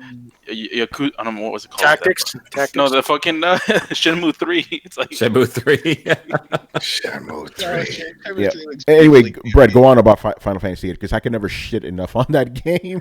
What the I fuck? mean, they gave it the basis, like they gave it just enough polish that it didn't look like fucking sand art anymore. Damn, that could be a racist term. What the fuck does that mean? Shit. Damn, I'm offended now. Somebody's pissed right now. I'm like, what? Stand on. You had to take it there, Adam. Now I hear it. And I did. But it does look like sand. I'm just saying. Yeah, like the whole game, it's weirdly grainy, Mhm. as you know, amongst the other massive terribleness that comprises the rest of the game. It looks absolutely terrible, and they just wrapped it in these new textures, and I can't honestly say that it looks better. It looks different, it looks newer, but it also looks cheaper, and it's also fundamentally terrible in every way. It is the worst Final Fantasy by pretty much. Is there any way that it's not the worst Final Fantasy? That's the question. Everyone hates Final Fantasy 13. That's way better than 8 as far as I'm concerned. I'm Oh, sorry. 13 is infinitely better than 8. 8 is Wasn't fuck. X2? Oh man, someone's gonna get slapped. No, X2 was Wasn't people like X2 X2. like really bad? No, X2 people like that. I know X2 was terrible. 8 was just worse. Yeah, 8 wow. it's a trash heap. You know, It is a horrible dumpster fire. Well, we haven't played the 7 remake yet, so we'll find no, out. yeah, It has the draw system. that's the problem. And I was gonna say Oh, the stupid they salary? could make that game look like Final Fantasy 7 remake, and it'll still be trash because of that fucking draw system. I hated that shit. You know? You didn't have magic. You had to draw spells out of enemies and then bank them. So you had to like grind enemies to like pull out the spells you want. Like you just like. Why would you take Final Fantasy and take away my ability to use magic freely? Fuck you. Yeah. How about the grind of just waiting to get paid? Oh, right? Because you can't farm monsters. You, have You to mean wait life? to get Yeah, a like salary. life. Like Exactly. life, yeah. Fuck that game. What about that Real life. ripping story? Anyway, we should probably get back to Yeah, go ahead, Brett. What are the disappointments that you I'm had? just saying, what about that gripping storyline? Or the thing every young boy fantasizes about when they play video games, attending a ball. Oh man. Anyway, anything else, Brett? Disappointments? I'm still on the fence about Final Fantasy VII Remake, to be real honest with you. I'm leaning more towards it, but just while we're on the subject, I'm not completely sold yet. That's I fair. Tifa. I really would have liked to They got actually. Tifa. I really would have liked to have seen what they could do with, because remember they did the Final Fantasy system the way that they did because of technical limitations, which means that if they went back to that system, they would really have the ability to do just eye-bleedingly gorgeous cinematics. And I kind of would like to see, maybe not in the new Final Fantasy games, but if you're doing a callback to 7, like that would have been pretty cool. Other than that, I gotta say, Contra. I was weirdly disappointed by the Contra game. It just did not. Excuse me? No. Hey, we keep it real on Throwdown, man. You know. Go ahead, Brett. I could be. I could be entirely wrong. But I The was art's like, amazing, though. The twin six Yeah, shooter. the art is Yeah, awesome. no, in that the game. art is awesome. Yeah. the art is awesome. It doesn't feel like a Contra game to me. It kind of does. It feels like a fan version of a Contra game. Have you played those robot ones? Those definitely didn't feel like Contra. Well, Probotector games. Those are in the collection. I just skipped over those shits. I was like, what the hell is this? okay. It's in Contra. Where's my two little white dudes running around? This one. I'm Bill. That's Lance. Exactly. We Bill don't need Lance, robot costumes. two guys from Cleveland. Come on now. Let's do this. Guys from Cleveland. I don't know. And Actually, a little history on those. Those are actually edited versions of the game because they Yeah. couldn't, in Europe they couldn't kill people or. Oh yeah. it's heavily censored because of the. The collection comes with a little book, a digital book, and I think it's mentioned in the book because I saw a lot of people talking about the book. So Well, for the Contra. Oh, I'll talk about Contra later.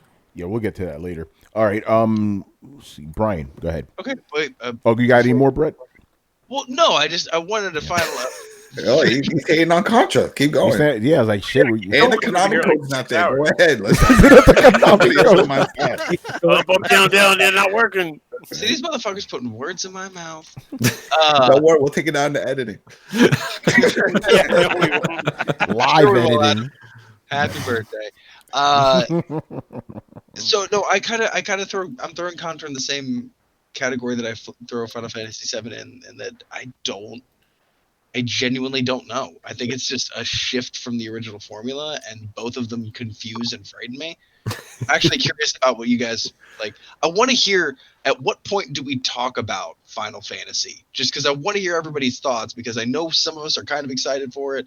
I'm kind of still mad about it. Which version? I think we talk about it. We talk about when the game comes out and we play it. I think that's what we talk about. Yeah, That's when we talk about it. Yeah. So essentially, there are 3 games, in my opinion, on the table that should be talked about: Final Fantasy VII Remake, Battletoads, and Contra, because they're all kind of, they're all retakes on classics, and I'm curious about where everybody's landing on these. Because if you look at the fucking list, like a lot, like fucking Vampire the Masquerade Bloodlines 2, like Shenmue 3, like just some of the a bunch of the shit that's coming out is legacy titles, or reimaginings of legacy titles, or remasters, or things like that. Banking on like nostalgia, basically. Yeah. So these are the three big ones in my book that are really gonna hit or miss. And Panzer Dragoon. Well, that's a remaster remake, so they're not really doing anything they're not tweaking it too much. It's still the same game, just but with a they're nicer basking skin. on the nostalgia. They are. They are. You already know, son. But no, but like the ones he mentioned are like sequels, though. You know, they're sequels. That's a different thing. Sequel remakes. Yeah. Kind of stuff. Mm-hmm. Yeah, they're reimaginings. Yeah, exactly. So and yeah, go ahead. Just to chime in here with Battletoads, it's not necessarily a remake. It seems like what the developers, the Dalala, are doing, they're providing a fresh take. I mean, they're not just slapping on a fresh coat of paint and be like, oh, look, they're doing things with their tongues, everything like that. A new game. They're doing like intricate combos. They're doing stuff with the jet bikes where you can actually beat the damn stage. Yeah. I mean, when we saw the gameplay, be like, oh my god, I don't have to die in this stage anymore. Or wait, maybe I will, but at least I got a fighting chance this time. You know, so they're actually trying to reinvigorate the formula. Well, get good, David. Yeah. They're trying to invigorate it a little bit. So at least with some of it, they're trying to reinvent the formula. I mean, it may not work for everybody, but it's a step in the right direction. Are you telling me you're in the pro Battletoads camp? Dude! I'm getting a freaking tattoo in a few weeks. He's joshing you, man. He's pulling your leg a little bit there. Yeah. Just because I can get codes to work. No kidding. Yeah, don't worry. This is all getting edited. Bro, it's all getting edited. Just gonna have a few laughs and that's it. So I'm like, cut. He died with his Battletoads shirt on. Oh my I mean, Brett, like for me, it's like these games can all like land in their faces, you know. So like, there's always that skepticism that I'll have for those games. But yeah, I guess all we can do is judge them based off of what we've seen, and at least for me, what I've seen, I've really liked what I saw. Like, what was the third one? It was like Final Fantasy VII, Battletoads, and what was the other one? Contra. I didn't see Contra. At least we know the art stuff. I saw the art though. It was part of the Nintendo Direct for E3. Yeah. So we'll see, man. I mean, it's a 3D Contra, so a lot of people were looking at it and were like, well, this isn't my Contra. It's an interesting game because I have seen it. Yeah, because it's like 2.5D, but also 3D. With like the panda. It's like the Legacy of War. There's a panda that runs around. Listen, I'm just happy there's a new Contra game. Like, even if it's shit, I'll take it. I'll take it. Like, it looks like it's going to be fun. Yeah, at least Konami's going in the right direction. That's how I'm seeing it. Even if the game isn't good in the end, it's like, at least they're trying. They're trying to get some goodwill from their fans now. Yeah, exactly. So that's how I'm kind of taking that, you know. Battletoads, I like it. I know a lot of people complained about the art style. I don't really have a problem with it. I thought the animations were really nice. I'm just happy Battletoads exist. So same. Why are people so pissy about cartoony graphics, man? Yeah, well, that's what I'm saying. I like the graphics. What kind of art style were they going to use? The old one? Yeah. What were the original game's graphics? I can't remember. Would they even look photorealistic as I remember? Yeah, exactly. It's the nostalgia taking over. It's the nostalgia taking over. Yeah, it's like, did you want it to look like they used to? I don't think you want that. You know, come on, guys. It's crazy. Not so much. Well, at least not so much. People want to feel young again and wear their underwear again on Saturday mornings. I don't know. Well, you mean you don't do that? I don't wear Too much info, David. I go Arnold. Look like the arcade game. If you ever seen that. Yeah. But these people don't remember that game anyway. Anyway, Brett, anything else, man? Nope. All right, Brian. First of all, just EA. I'm just disappointed by the whole thing. Like I watched the Star Wars thing, and then the rest I just like skipped through. And it's like boring. The end. Cool. Next one. It's a snooze fest. That's what we did. We just saw Star Wars, and then that's it. Just go to Don't sleep. you have to expect something to be disappointed? Damn. Well, it's EA. Like they hold most of my favorite franchises hostage. So Mercenaries are there. They have Need for Speed. They have Burnouts. Mass Effect. Nada. Dragon Age. Dragon Age. Nada. EA fucking it up. Wow, Brian. Battlefield. Again, see, nothing. Just nothing. Titanfall. Could you effectively say to EA, I Crisis? hate you, and I'm still disappointed? Skate? Anthem. Wait, Brett, say that again. I said, it sounds like Brian could legitimately say to EA, I hate you, and I'm yet somehow still disappointed. It's like a love-hate thing. Like I love the thing, but I hate them, and I hate them even more that they're not doing anything with what I love. Oh, burnout, This is man. my hate level for you, and you kind of went beneath that hate level. So just saying. It's like we've been married for like 50 years. It's like we still kind of love each other, but we hate each other more. And it's like actual marriage. I hate that keeps us together. Like, It's the hate I hate that them, keeps you they together. hate me, and that's why we love each other. You just described actual marriage. Yeah, that's what he did. Yeah, that's Actually, amazing. I'm pretty sure. I want to quit you. It sounds like you're saying it's Biff from Back to the Future 2. Butthead. Yeah. You hate it, but hold something you love hostage. Right, after EA, I have to go with. I'm sorry, Brett, but this was just some bullshit. Oh. Battle Royale and Fallout 76. The little fuck were they thinking? Oh, yeah. I forgot about that. It's to save the game. That's basically what that yeah. is. It's a cry for help for that game. Like, you can't just attach Battle Royale to a game and think that is going to save it. That's not how games work. They don't think so. But They don't think so, but doing. Yeah. They're hoping to get something out of it. I know exactly what they're doing. They said that somebody had pointed out the fact that they already have all the assets. Wait, is this a defense or I don't get it? It's a hate, but it's not a hate thing. It's When you're like, what? I don't know what they were thinking. That's exactly what they were thinking. They're like, oh, battle royale games are big, and we literally have to do zero extra work to initiate a battle royale game. We just basically do it as an instant world event, and we're done. Mm-hmm. Oh man! So they did a Fallout 76 to what Fallout 76 was supposed to do. But at the same time, they're adding everything that everybody else asked for. So I'm really interested to see what people say about this. Like, they're adding fully voiced NPCs to the world and new main quest story and dialogue trees. And I mean, that was kind of a sad moment when they had to announce that human NPCs is a new feature to the game. What was sad was that was sad already, but what was sadder was that people cheered for that. And like, how low is the bar raised? Well, shame on all of them. Guys, just ring that bell. Shame. Shame. You gotta realize that the whole front row was filled with a bunch of people who are already sipping the Kool-Aid. Oh, yeah, that is true. They were literally screaming for the fucking mobile game. So Cheer Squad. They were No, cheering just when the he fact said that that they were screwing up. They were like, "Yeah, we screwed up." Yeah, you no, but be right. It's like just the fact that people are, because I saw it on Twitter, people were kind of happy, but I'm like, but that's not something you should be cheering. That should be in the game already. You know, we've decided to go take a piss.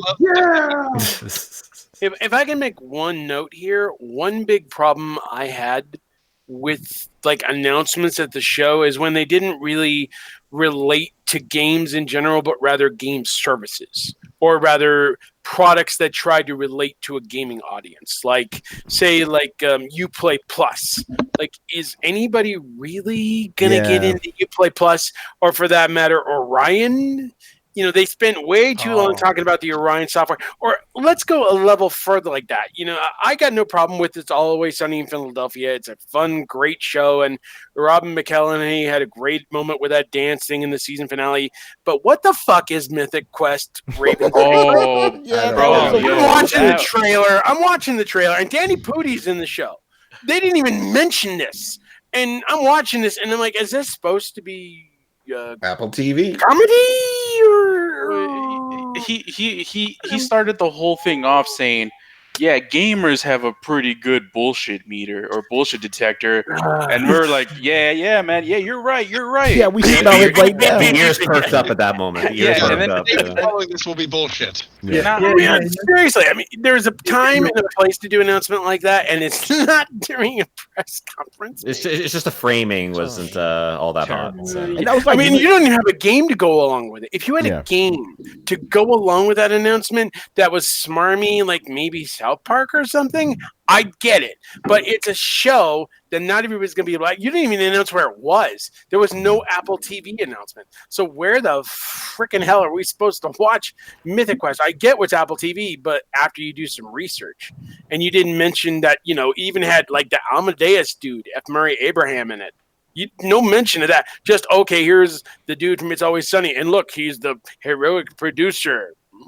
Oh, that's funny, right? Yeah. Way to waste 20 minutes of our time that could have been spent on Splinter Cell, bro. Yeah. And that was literally the second announcement they did. Like, what the fuck? We were all confused. Yeah, the timing of it wasn't. So, when they did announcements like that, E3 came to like a grinding halt, and they talked about Orion software. I'm like, why? Great. And then, the mobile stuff. Time. It's like last year when they announced Command & Conquer is coming. Yay, to mobile. What? Yep. Yeah. That is such a deflating feeling. It's like, hey, this game you want is coming. Yay, to mobile. Oh. Like, nobody wants to hear that shit. Salt in the wound. I was just getting over that. Yeah. And plus, Microsoft are like, xCloud, we're going to have it in beta. Great. Details? What's that? Okay. All right. We don't know about xCloud. How about Switch? Okay. Mobile. Only on your sidekick. That's what I mean. The stuff we wanted to hear more about, we couldn't. Project Scarlet. Okay, well, this is going to be the most advanced. Great. Can we see it? What? So the stuff we wanted to learn more about, we didn't, and the stuff we didn't give a shit about, we learned more about. It was a kind of an opposite balance thing, and I think that's what threw a lot of us off. And that's the thing, is like we wanted to learn more about stuff that intrigued us. Like what did Microsoft see in Double Fine that made us want to buy it? I mean, don't get me wrong, they're a great storyteller, and I know they want to invest in Psychonauts too, and that's rad, literally. But I think they if you notice, all the companies that that Microsoft has invested into, they're almost like duplicates of whatever first-party companies Sony has. Mm-hmm. So, if we're going by that sort of idea, what do you think Double Fine is? They're Media Molecule. They're the weird company that makes all kinds of creative sort of things. 100%. Yeah, totally. They're a great storyteller, and they're a great fit for Microsoft. And they're great story because they add that sort of artsiness to the kind of balls to the walls, like I'm gonna shoot the shit out of you thing, right? Yeah, but they were also a studio that was in financial trouble too. Exactly. Yeah, so this will help them out to get that Psychonauts deal done. Yeah, when Schaefer came out, he said, "We'll even work on your Excel spreadsheets." And so I was like, "Oh, yeah. there you go." You know what that was code for? I'm rich, bitch. That's what it's code for. Schaefer got your money. By the way, Robert, when you were talking, like this, what I pictured in my head is like I go to this restaurant, I'm hungry and shit, and I go to this restaurant to get pizza. Right? I'm starving. I want that pizza, right? And they give you a plate of liver. It's like, what the fuck? Like I didn't ask for this. But it's really good liver, and let me explain why. I mean, I don't know what it is. I think with E3, they like to do the showmanship thing, but they do the showmanship thing in directions that leans more toward a casual audience, when they seem to forget that E3 is also still about a hardcore gaming audience. Nintendo demonstrated this. Banjo-Kazooie, Panzer Dragoon.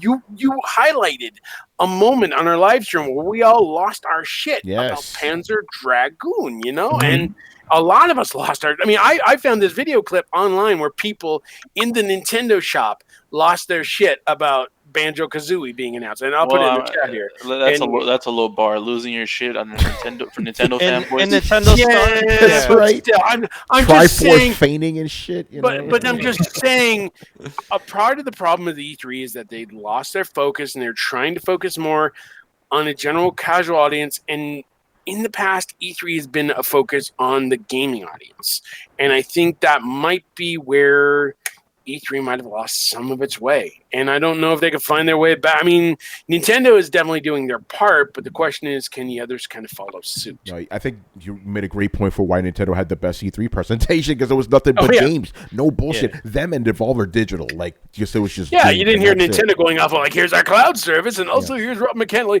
We're going to do a series on Mario, and here's Mario. Yeah, well, Devolver Digital has kind of become like the Mad TV of like E3 press conferences. I love Devolver. Yeah, seriously. I mean, they could do something where like Fork Parker comes out and farts on a birthday cake, and it'd be amazing. Yeah. Anyway, Brian, anything else? I did have one, but I forgot what that was. So I'm trying to think. All right, if it comes back to you, just jump in. Yeah. Chris. Well, like I said earlier, the most disappointing thing was EA Plays. I mean, they didn't have one thing that was noteworthy. Oh, Robert, you got to get going, bro. No, I think. Anyway, good. Keep going, Chris. Yeah. So they started it with Jedi Fallen Order. I thought, okay, I trust this would be decent. Honestly, it didn't look that good to me. Like, No. I honestly thought I'm with you. 1313 looked better when they showed I'm that with you. back in the day. The Fallen Order. I even said this before. It almost looks like an HD remaster of an old game that never existed. 100%. Yeah, man. Yeah, that's a good. Yeah. It looks like a game that existed long. It's just not exciting. That's the thing. Like, it just Oh, looks yeah, like yeah. a very safe, standard kind of Star Wars game. Honestly, like he Yeah. just chopped up a bunch of stormtroopers really easily, and then he fought some giant insects. I'm like, oh, this is the game. Like, you're supposed to show us like some really thrilling shit. Like, oh, is he jumping on a ship? Is he gonna force pull? Like, no, just some generic stormtroopers, some giant bugs. He parkoured around like it was Uncharted. I just wasn't It's impressed. the whole Titanfall thing. They got it from Titanfall. Yeah, I know the wall running and all that shit, but Yeah. honestly, I expected more than that. And then everything was Also- downhill. I don't care about Apex Legends or Watson or whatever they talked about for like 20 minutes as one The character. new It's hero, like, whatever. Yeah. yeah, there's no story in the game. Who gives a shit about the backstory of this character? I mean, if you compare that to like when Overwatch announces like a new hero, it's like night and day as far as like the hype levels and like how it's presented and all that stuff. So Like, yeah. yeah, exactly. Overwatch has been around a lot longer, though. That's why it's already got that fan base. I feel like with Apex, people came in, they were wowed, and then they walked away. I don't know. mean- And yeah, it just got worse. Battlefield 5, I was like, who the hell cares Still what's playing. going on? And they only introduced like 2 maps. They're like, we got 2 maps. Look at these maps. They're great. I'm like, oh, I don't have enough people to play one match. yeah. And Two I maps. after that, I honestly gave him a chance to that point, and I checked out after that. I wasn't watching FIFA 20 and Madden 20. Ooh, and they ended it with Sims 4. I was like, really? Yeah, because everybody wanted that shit. Yeah. With Before- loot boxes. With loot boxes. I'm Before- like, It's Great. not even new, is it? No, Sims 4 is not new at all. So Why that's would been they around. end it with Sims 4? 'Cause I think they have an expansion or something. I don't know. And I honestly, it felt like Ubisoft went and scrambled and padded their conference because they didn't have Beyond Good and Evil 2 to show for some reason. I don't know what the reason is. I don't know if it's in a Oh, I state. mean, the you same know- reason why they haven't showed it like every other year for the past 10 years. But yeah, so get a company to throw another CG clip together. That seemed to get people hyped the last time. Show something, like show a logo or something. I mean, Hey, those refresh CG the trailers logo, guys. cost a lot Aren't of you money, excited? though. Yeah. So can't Hey- just show gameplay? and I mean, they did a segment for Just Dance 2020. I'm like, you're still making this shit Oh, Yeah. those so Oh, for They make Wii? a lot of money, They man. made a new game for Wii. for Wii. Yeah. Wii's getting a game in 2020. I still yeah. have my OG Xbox One with the Kinect set up in the living room just because the kids like to play that damn game. I know, but you could play Just Dance 2011 and you're fine. Or you can it's the just same dance. fucking thing. Or you Yeah. Yeah, I don't know. I just good felt one. like they padded it with that shit. Orion is complete fluff. I'm gonna call it out. It's shenanigans. Like he said, we could detect bullshit. That was bullshit right out on stage. I'm sorry. I don't that shit. I don't buy that shit. All my fucking networking shit, computer science. I'm just like, nah, that's not working. I don't know what shenanigans you're pulling on stage, but you're full of shit. Seriously, they just broke into a dance party that nobody wanted. Yeah, anything else? Yeah, I was a little disappointed I didn't see any Gears 5 gameplay. I was a little upset. Oh, Just that weird, Lord, give me the strength. the weird shot of her face, and she's like having a psychotic episode. I'm like, can I see some gameplay? No. And then they tease like, oh, these guys are gonna play Escape, and we never see it. Oh, we never see That pissed me off. They That showed pissed that me off. later Oh, on. oh, They, finally. Only because of Escape, because I thought we were going to see it. Oh, And that's what they were Escape? showing. No, they did. Yeah, They did have a whatever that was. 15-minute video, not at E3. Not Yeah. at the presentation. Like, what are you guys Yeah, doing, that I didn't man? understand. Bullshit.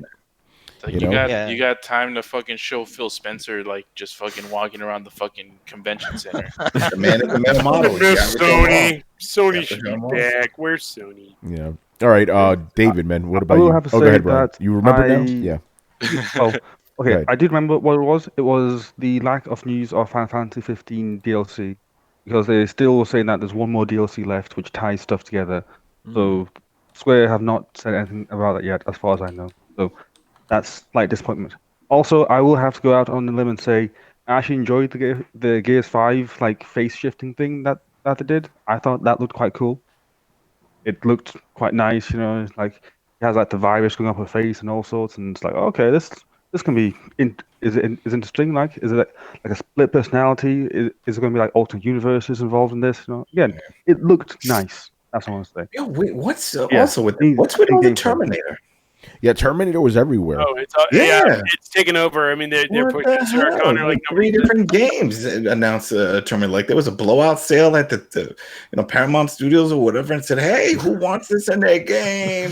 Terminator And they're for like, everyone. You get a Exactly. Terminator. You get a Terminator. Holy She'll be in Maybe they're trying to Battletoads. tell us Watch, something. she'll be in Battletoads. He'll be a Battletoads. Yeah, He'll right. be in Yeah. Battletoads. Yeah, Yeah. that's, Maybe that's, there's, that's maybe just it's like the game Cameron industry for like licensing trying to like right tell there. us something.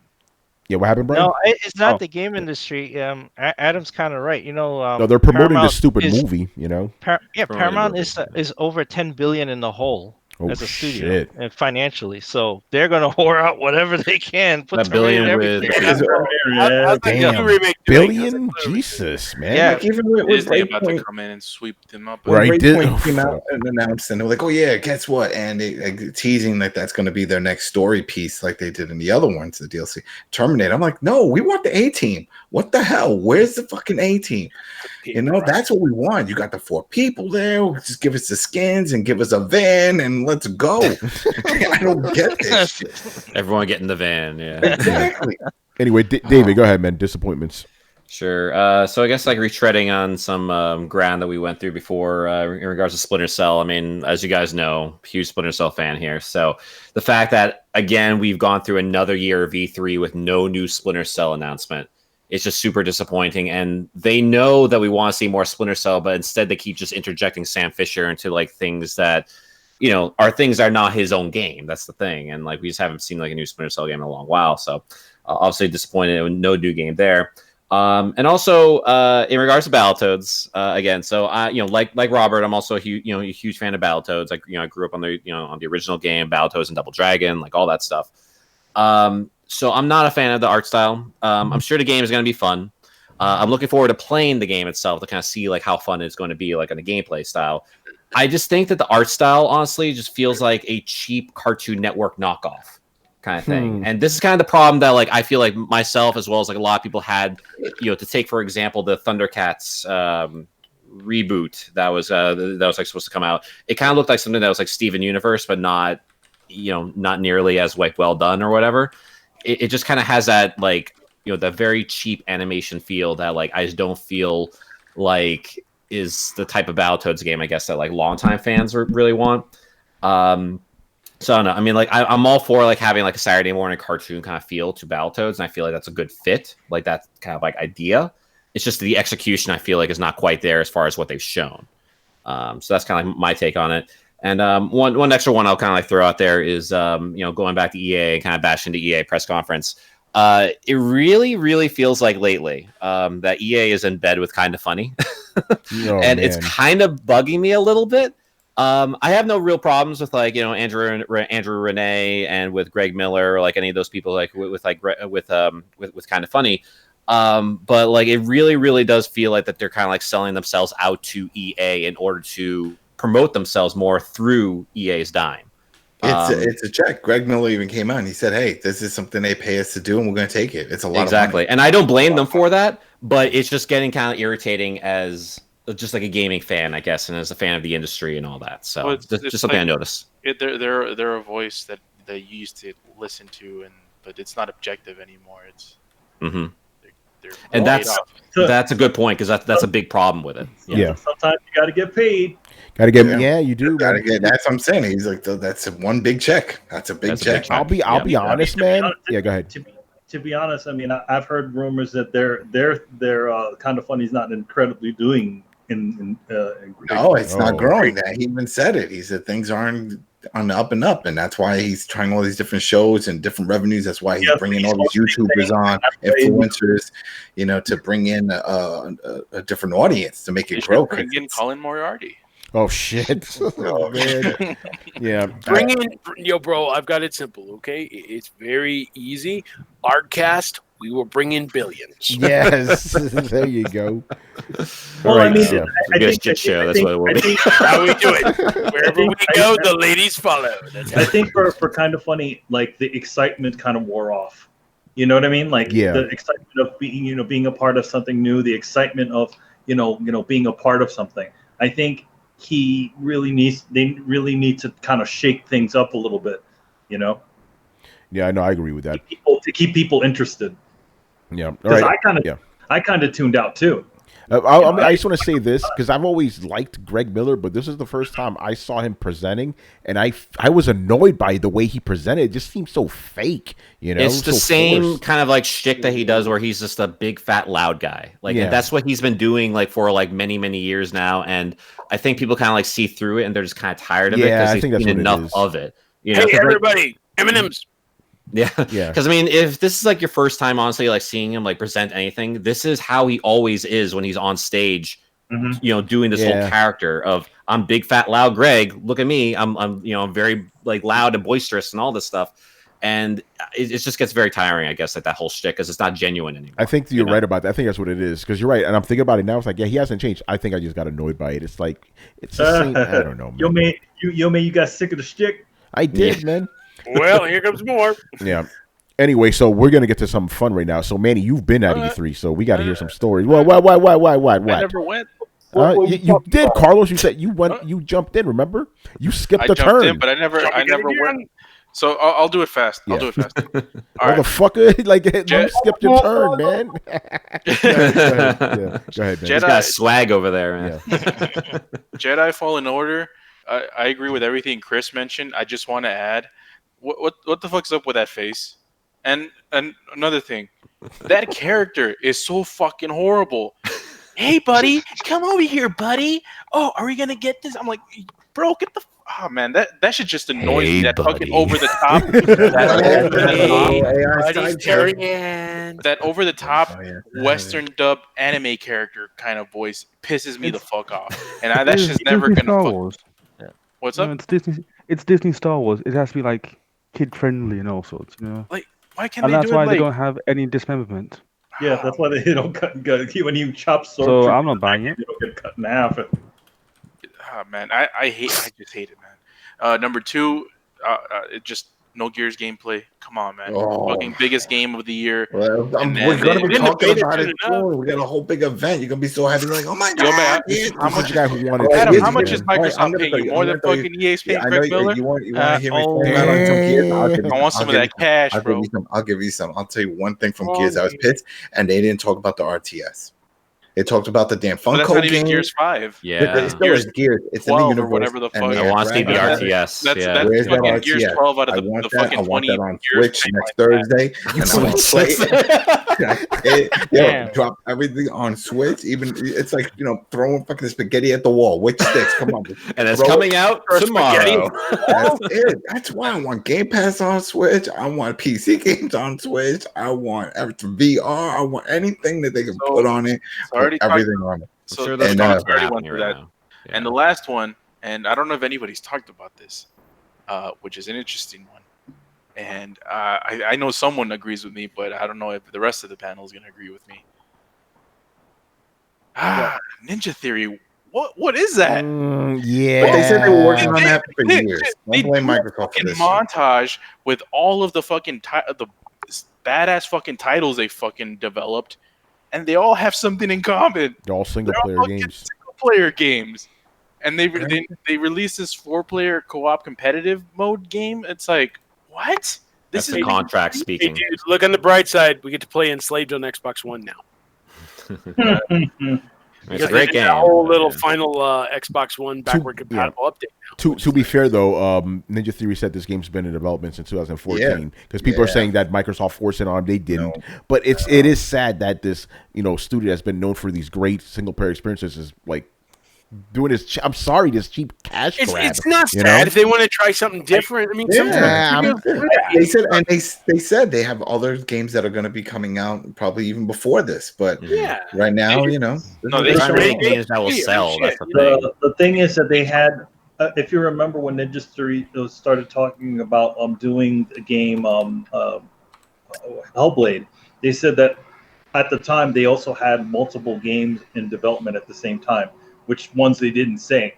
My guess is they probably couldn't get this one to sell anywhere. You know, it was something that they were continuing to develop, you know, in fund themselves, but then said, okay, you know, now where can we get this to, you know, sell this at? And I feel like Microsoft's like, well, you know, you guys got a pretty close to complete game, so like, yeah, why don't we just make that for us, you know? Yeah, makes sense.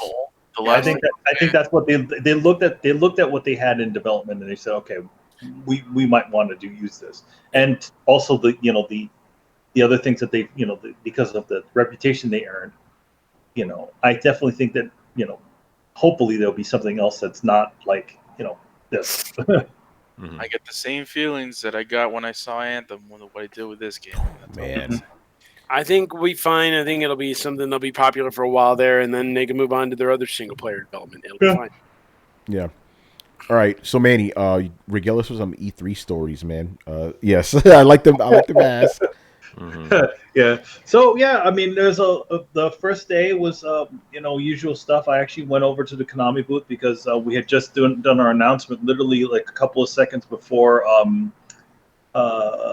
before the E3 actually opened up, and that was on the Nintendo Direct. If you guys were watching, and we announced my game, Contra Road Corps, which this right here is the little special piece of swag that we were giving. This one is actually signed by our game director, Nakazato-san. Yeah, I was gonna say, it looks really cool, man. Don't bring that on a plane. Shit. They're like,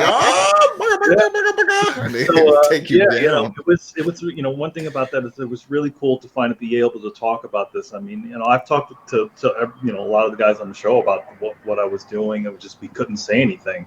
So. And yeah, finally I was able to show it, and you know, it was good, cool. You know, we got a pretty decent reaction. Obviously, Brett wasn't very happy about it, but you know, to each his own at that point. I said I didn't know, and I was still. No. It's fine. You know, we keep it real throughout. Even I'm like, I don't know about this game, but I'm not gonna defend the game. You know, everybody makes their own decision. I'm not going to tell you that it's the greatest game on the planet. I'm not going to tell you it's the worst game on the planet. I'm just going to let you make the decision as to what it is. Hey, man, you're looking at Brett's track record with games, you're looking good. Son. Damn. He said he likes broken games, so if this game comes out all busted, sorry, I had to got hit in the hands. twin stick shooter with only one stick working, he's sold 5 stars. That's fine. Got your jabs in on the E3 where Nintendo fucking killed it. Yeah, so I mean, I unfortunately did not get to see the Nintendo Direct. I tried to watch it a little bit, and I was already my service wasn't that good. I just heard from one of my colleagues was like, "Oh man, they just announced." I'm like, "Yay!" Yeah. Actually, they fucking IGN leaked it like 15 minutes beforehand. Yeah. You know? Yeah. Okay. We have had the luxury in this situation of not having one single leak. One company may have said something about it, which was a company that figured out that said that there was a Contra game coming. The German one, right? There was a German retailer that actually had Contra Road Core, you know, listed like the week beforehand. Yeah, months beforehand, but nobody, you know, like a week or two, like at the end of May beforehand, but nobody looked at it. Nobody was still surprised. So then the kicker was right before our, like maybe 20 something minutes before the show was going to air, IGN put it on their docket of things that they're going to be showing, and everyone was like, "Wait a minute, what?" And then I showed it to our guys, and they're like, "What the fuck?" Anyway, so they're like, then eventually IGN realized they fucked up, and then they essentially replaced it and put unannounced game, kind of Konami game. So yeah, it was cool. You know, I've always liked that sort of thing, and just kind of finally be able to let the floodgates go on that. So it was really cool with that. Other things. Oh man, someone's revved up for it. Yeah, There it right. is. Need for Speed confirmation right there. Well, he's in LA. You got freaking Fast and the Yeah, Furious. exactly. Yeah, it was probably a Drag lamp racing and yeah, shit at so- night. Yeah, Fuck. Vin Diesel's like, I want to. Yeah, it was like Contra Lambo. right now. Yeah. We play Contra right now. Yeah, so then I kind of went around and did the usual things, seeing what things I could play, kind of like the way I usually do when I'm with Tony at E3. I What tried was the to show get- floor like? Because remember we were talking about people saying it's we've empty. been Was hearing it that empty? it was empty this year, but you said No, the it's show different. floor was actually quite full. I mean, from the first day to, I want to say the last day, today was a little bit less people, but in a way, it was actually kind of a godsend Yeah, because I can could imagine. actually sit on a line. I Yeah. could actually get on a line and actually play some games. Mm. You know, Did you see the big arcade, the one-up arcade? Did you get to that? there was a giant arcade, and Yeah, it was you could play it. it was a giant arcade for Marvel versus Yep. Marvel Yeah, yeah. Superheroes. Yeah, I that was took it. I took photo video of it, and it's on our Twitter right now. Let's see. I went at the Sega booth. I played the what is that game? I played the Genesis Mini. I put in Ultra Beast because Ultra Beast. That's the classic right there. You got to start from square one, and that was fun. I got to I played this game called Grand Blue Fantasy, which is the Arc System Works game. the Arc System Works game. It's like the new fighting game that they're doing. That sounds fake. The cool thing about that game is that it's a little bit of an easier fighting game. Like, in other words, there's no like special movements. They actually have like a special move button, kind of a little bit like Smash Brothers. So it's kind of a simpler sort of fighting game, but it still has that sort of strategic stuff that the Arc System Work games have, and they have a lot of really cool characters. The characters are based on this card game. I think they're based on this card game or something from Japan. So they decided, kind of like what Arc System Works does, they make a really awesome fighting game from like something like Persona or something. Mm-hmm. It was a pretty cool one. I got to play the Man of Medan, which is came from, which is a pin of the ship. That was actually a really cool game. It felt like Until Dawn, just like that's good. Until Dawn. Well, but same with- studio. Same team, right? Yeah, same team. team. Yeah. Oh wait, that's the one with the ship. Yeah. that's the the ship. Man of Oh, Medan. yes. When does that come out? I Comes don't out know. later this year, I think. Later this. That's another one. It's really well done. It's got the atmosphere in it, and like I got to see some of the crazy shit, the crazy zombie things that are happening on that ship, and they're like, what the fuck's going on? All that good stuff. It was pretty cool. I got let's see what else I did here. Manny, I'm gonna skip your head. Link's Awakening, man. Oh yeah, I did play Link's Awakening. You see a little right here. I got a little. Oh, nice. Very nice. Waited on a line for 3 fucking hours. Oh, shit. 3 fucking is this Great Adventure? You getting on a roller coaster? 3 hours. You should have It's an got on a emotional link. it's a for roller coaster. 15 minutes of game.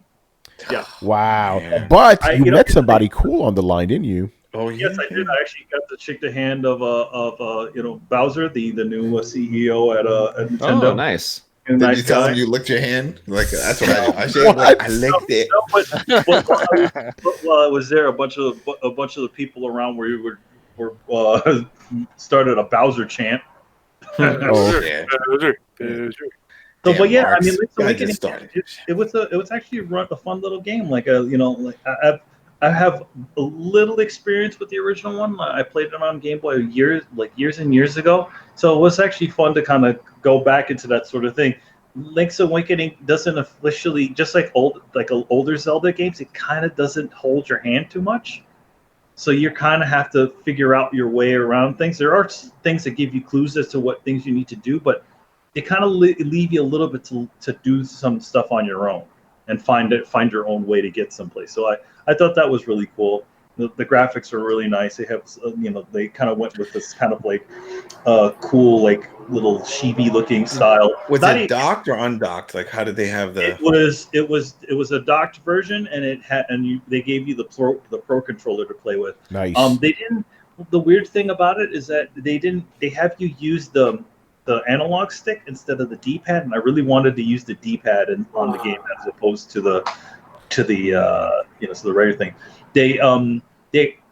moved a lot of the buttons around. So now it's obviously because there's not 2 buttons anymore, they gave you a little bit more. So now you have like a shield button. So he'll pull, like when you press the R1, I think the R1 button on the Switch control, he'll pull out the shield. So you can do some cool little bits of strategy, like slash something and pull up your shield, stuff like that.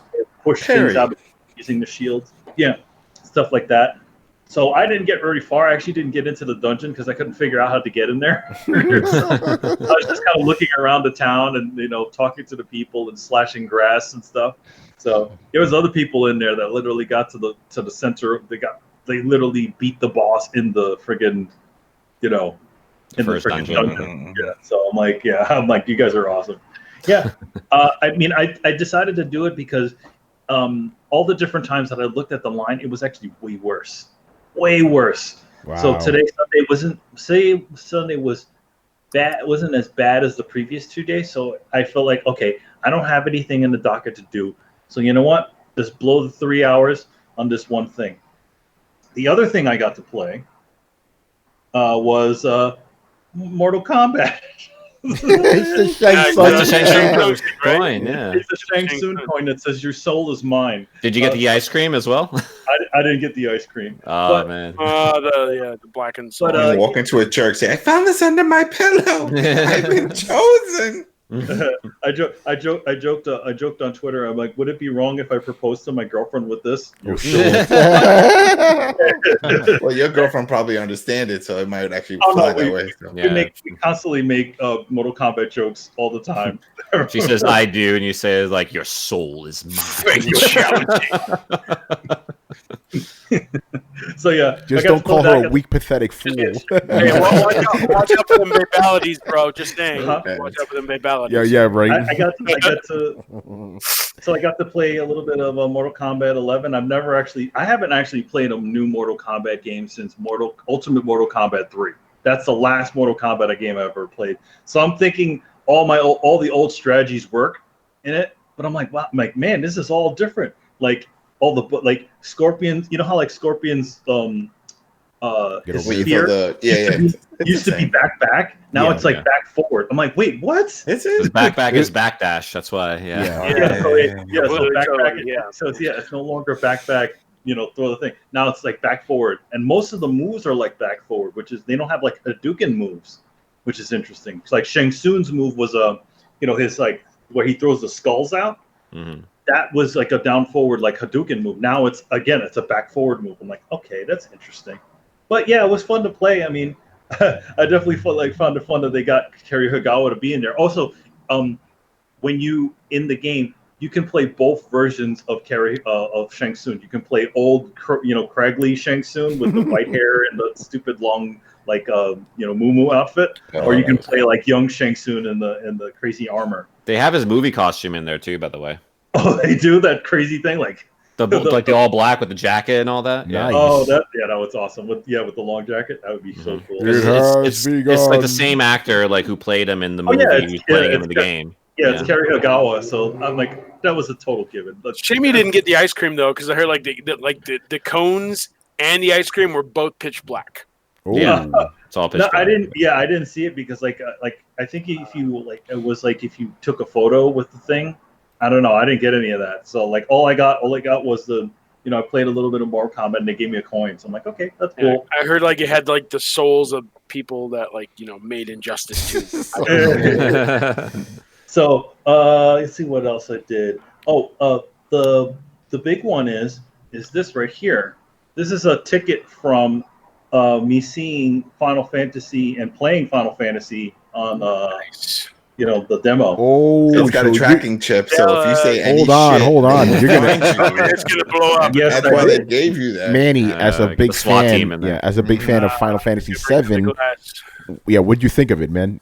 I thought it was interesting. I mean, because I'm gonna say this: when I first saw the gameplay stuff for that, and I saw the way, I'm like, oh, here we go. It's another action RPG. The one thing I always enjoyed about the differences of Square games, where it's like, okay, you had games like Secret of Mana, or you had Chrono Trigger, certain games where they were like action RPGs, and then you had Final Fantasy, which was a turn-based thing. And I felt like no, it's like now every game is the same. Now everything is just like you press press the punch Real button on time kind of thing. yeah. But I want to say this: there is I did enjoy it because the differences, and I enjoyed also that it wasn't Kingdom Hearts either. Like Kingdom Hearts only just really has one button that you mash and then you can move on. This one has like the square button on is like a kind of a lighter attack, and then the triangle is like your heavy attack.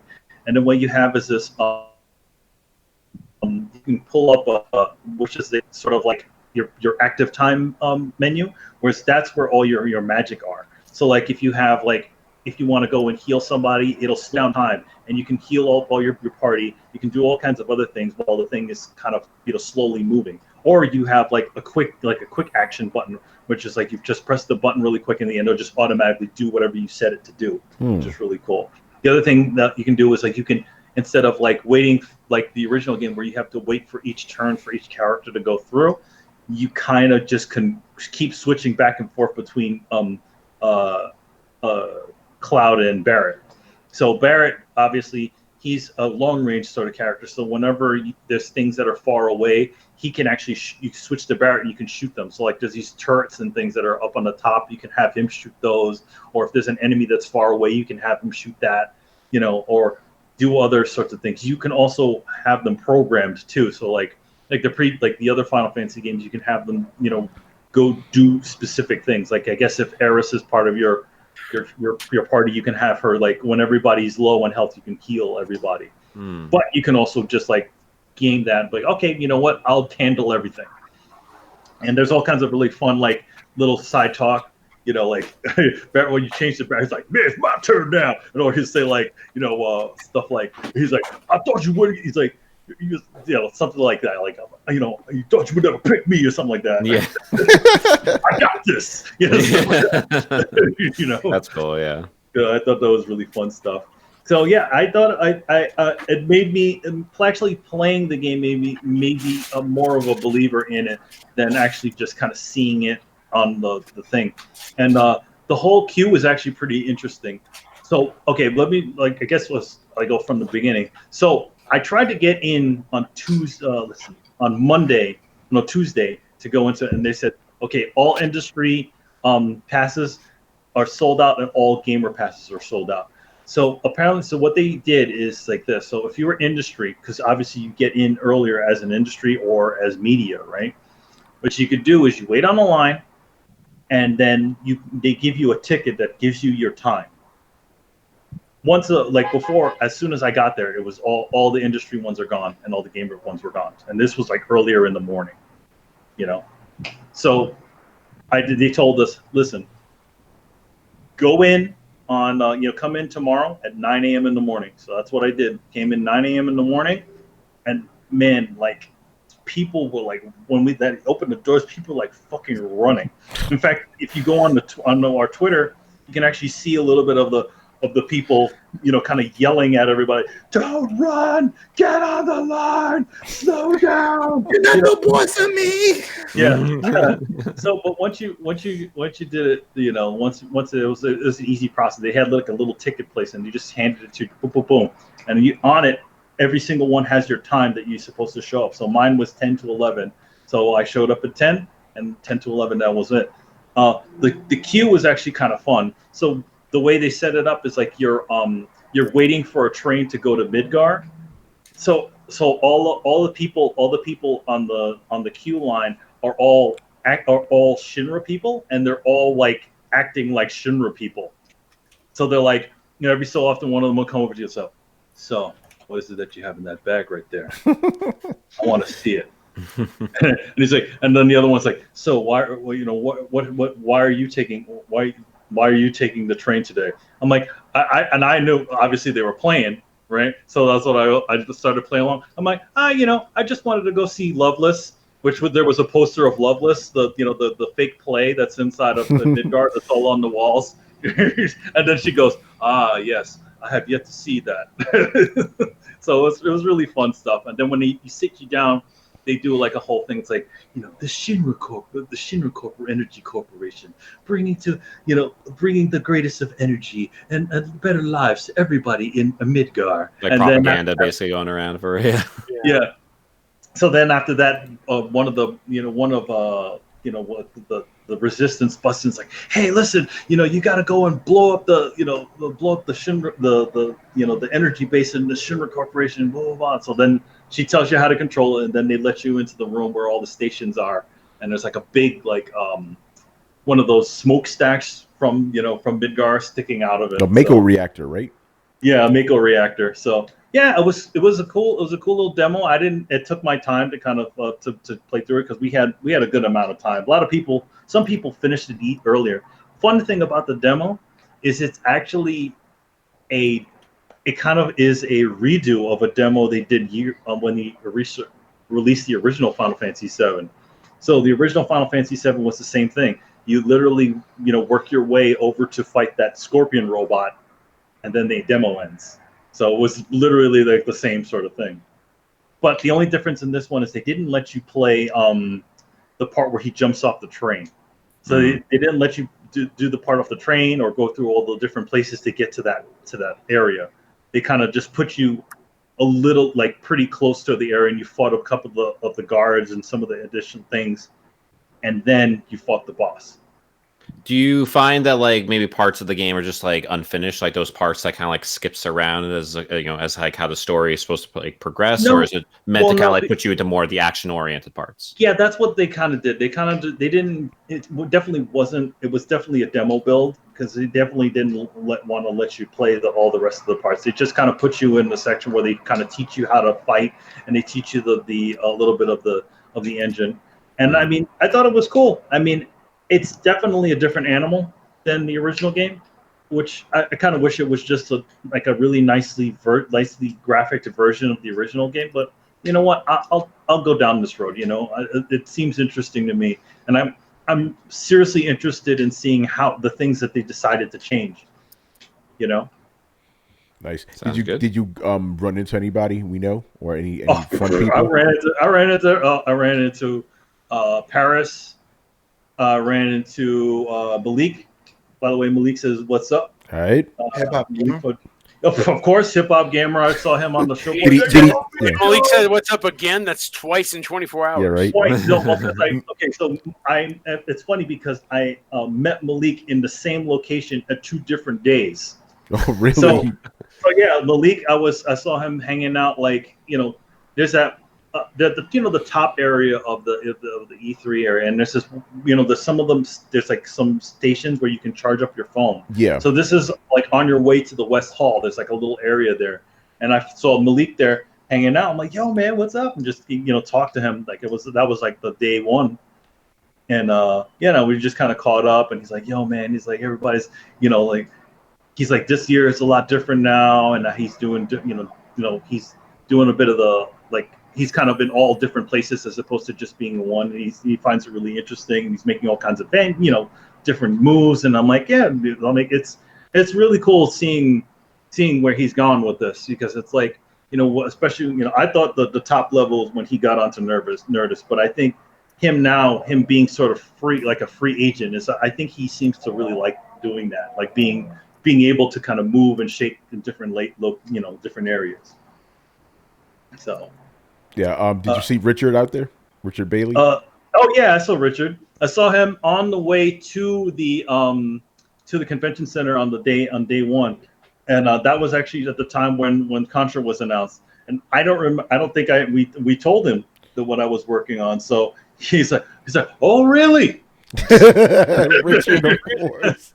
Oh really? That's interesting. That's very interesting. So it was good. It was really good to see him. I actually saw Richard a few other times, but I was on my way to somewhere else, and I caught a little glimpse of him. Did Hip Hop Gamer choke you again? No, hip hop. It was you know how it is. It's usually in passing. So Hip Hop was on his way to the other thing. He's like, yo man, he's like, it's over now. I gotta go to the And I saw a boy from Spawn on Me. Khalif, yeah, Khalif, nice. Yep, saw Khalif. Him moving and shaking, doing his thing. He had some sort of interview or something he needed to do. I told him, I think he didn't see the Nintendo Direct. I told him, my game was on there and all that. The game I worked on was on there, and it was good to see him.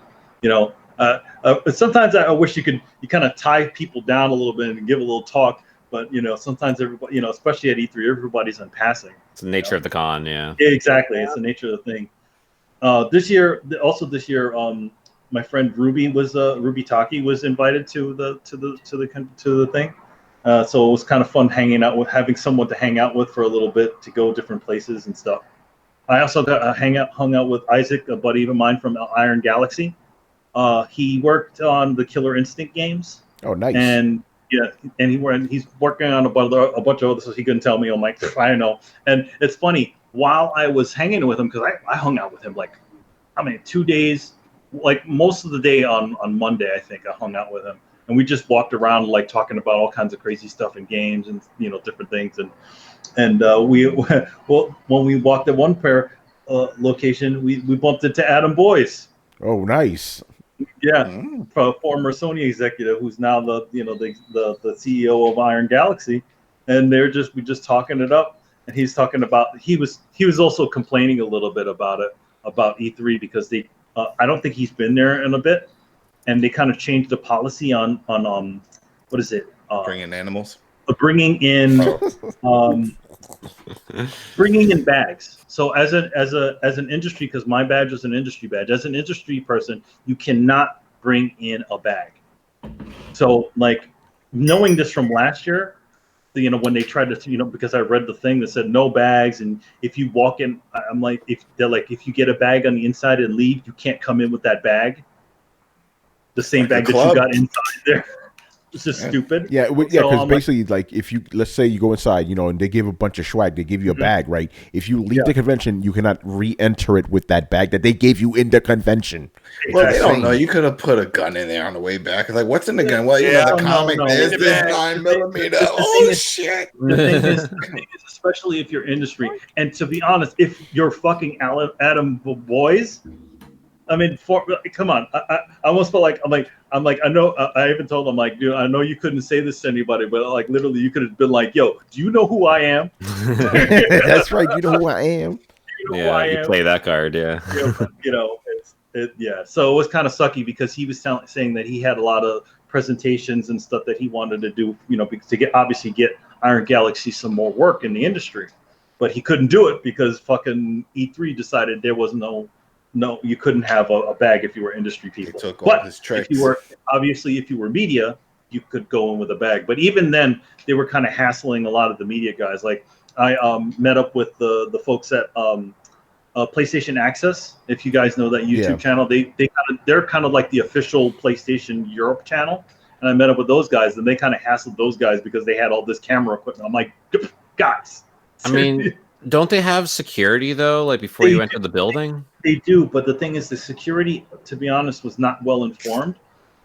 Here's another weird thing about the show. Some people did not get badges on websites. What they got was a wristband. What? So, and then the guy would show this guy, I forgot what the site this guy worked at. He was on the line with me on the Final Fantasy line. He's like, yeah, they didn't let me, everybody doesn't, they gave us a badge and they told us, gave us this wristband, but we couldn't, they said if we wanted a badge, we had to pay $1,000 for it. Get the fuck out of here. I'm like, so they're like, okay, so then you get a wristband, right? Just print out the thing, slip in the slipcase, and that's all you need. And then the other dopey part of it is because going in, all the people there didn't, the stupid security didn't know what the fucking wristband meant. So it sounds like it was a dumb thing that the ESA made up to kind of, in the last minute.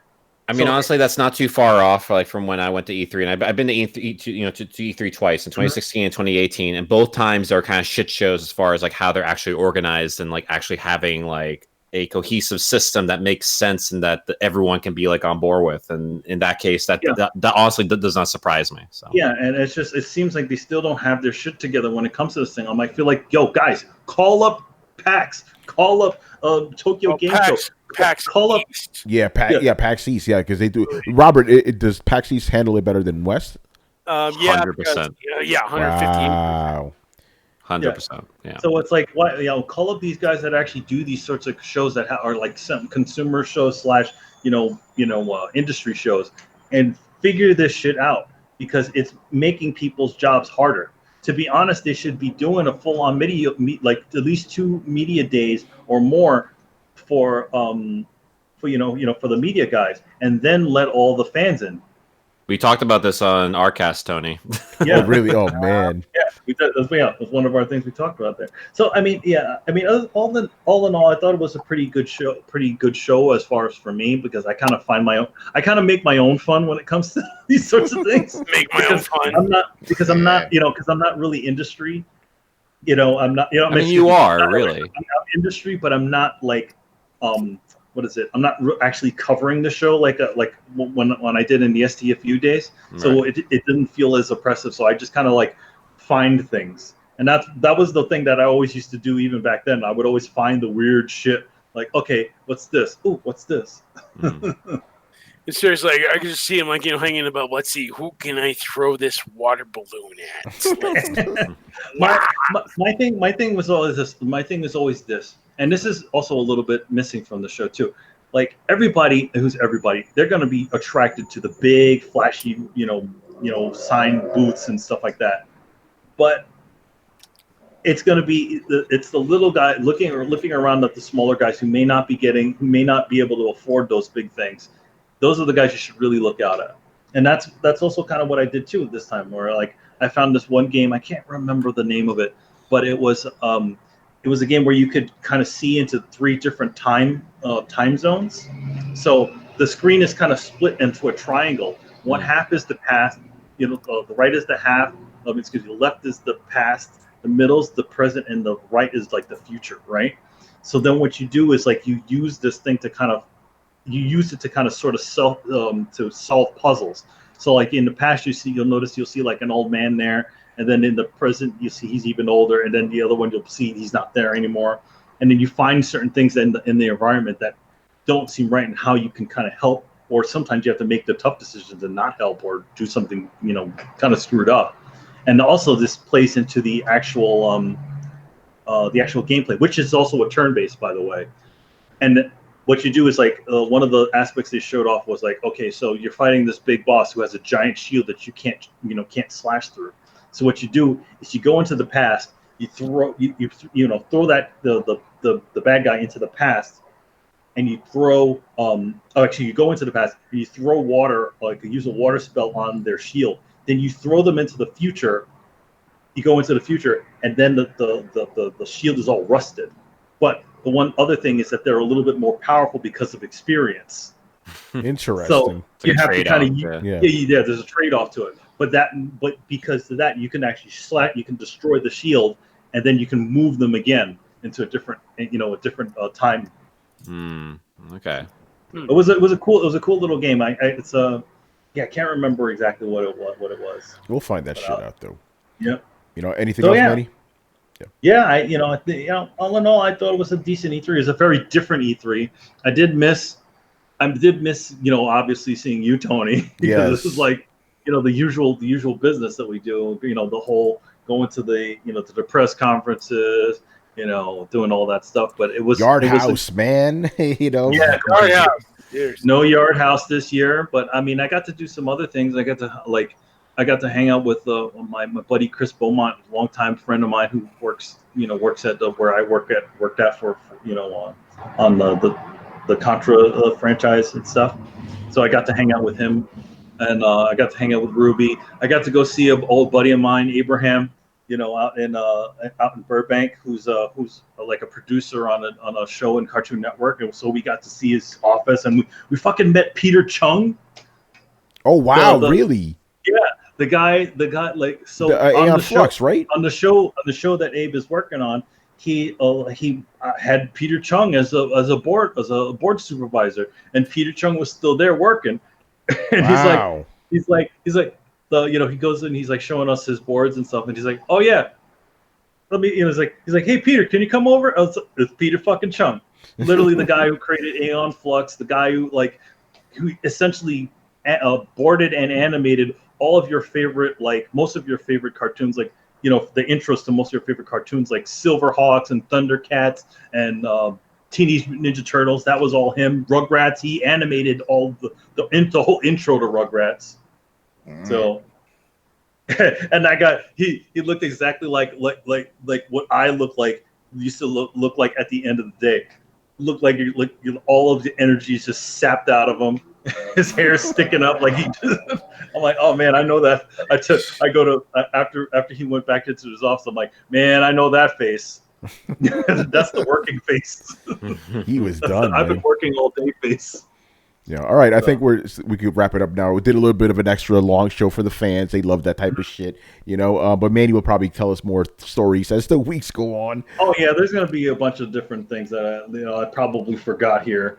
Yeah. Okay. So again, I want to thank Robert and David from the ARG Podcast. Again, you guys saved those live streams, and I love how we kind of had that symmetry. It's like we started our pre-E3 coverage with you, and we ended with you. So it's awesome, man. Yeah. Comes full circle in that case. Yeah. So yeah, please, Robert. Yeah, Robert, you go first, man. Please plug your stuff, man. Oh, yeah, you can find me at MMOgames.com as well as GodHatesGeeks.com. And you can find us, of course, at the RetroZap page over at ARGcast page at RetroZap.com. We do a show every week. And, of course, we've got the Contra episode coming up tomorrow. So yes. Looking forward to that. David, man, go ahead. Yeah, so you can find me on Twitter at the Guilty Man. Same thing. At the Guilty Man. Same thing over at Instagram at the Guilty Man. Also, the ARGcast on Twitter at ARG Podcast, and you can find all of our episodes at retrozap.com/ARGcast. I also do writings on Nintendo Enthusiast, and also I'll make the announcement here that I'm making. I'll be doing like writings as well for PC Invasion as well. Ooh, so very cool. Yeah. Very cool. All right. So we're gonna be doing a post E3 question show, as we usually do. So now, if you want to ask us anything about E3, start asking them. If you guys want to come to that, let me know you're invited. On Sunday. Because we haven't gotten too many questions. So if you guys want to start asking us now, go ahead. Even though, like I said, our fans were a little bit like kind of about this year's E3. But yeah, as we all are. I think. Yeah, it's not just the fans. Yeah, it's all of us, But yeah, that's it, man. Thank you for watching and listening. Subscribe to Throwdown on SoundCloud, iTunes, and YouTube. Follow us on Twitch, Twitter, and Facebook at Throwdown Show. Links are located in the description below. Once again, our show is Tony Polanco, and tonight I was joined by Emilio Lopez from Los Angeles. What? See you later, guys. Chris Seeley. Hey, take care, everyone. Carlos Romero. Brian Manjoma. It's been real, party people. Brett Murdoch. See you later, folks. You should have said later, people. She's still Brian shit. Later, people. Adam Vale. Go eat an egg roll. Get out of here. David Gilson and Vaya con Dios. And Robert Workman. Bro, Mythic Quest, really? Oh, man. All right, man. We'll see you later, people. Later. Hey, guys. Oh, scouts are coming. We know we gone. Yeah, oh shit, Popo is coming. Popo, let's go. Make a run. Make a run. I'm out of here. Yeah, man. You sure you in that Airbnb? Is that legit? It's a drug house. Oh, no. Call the panda with the gun. Yo, man.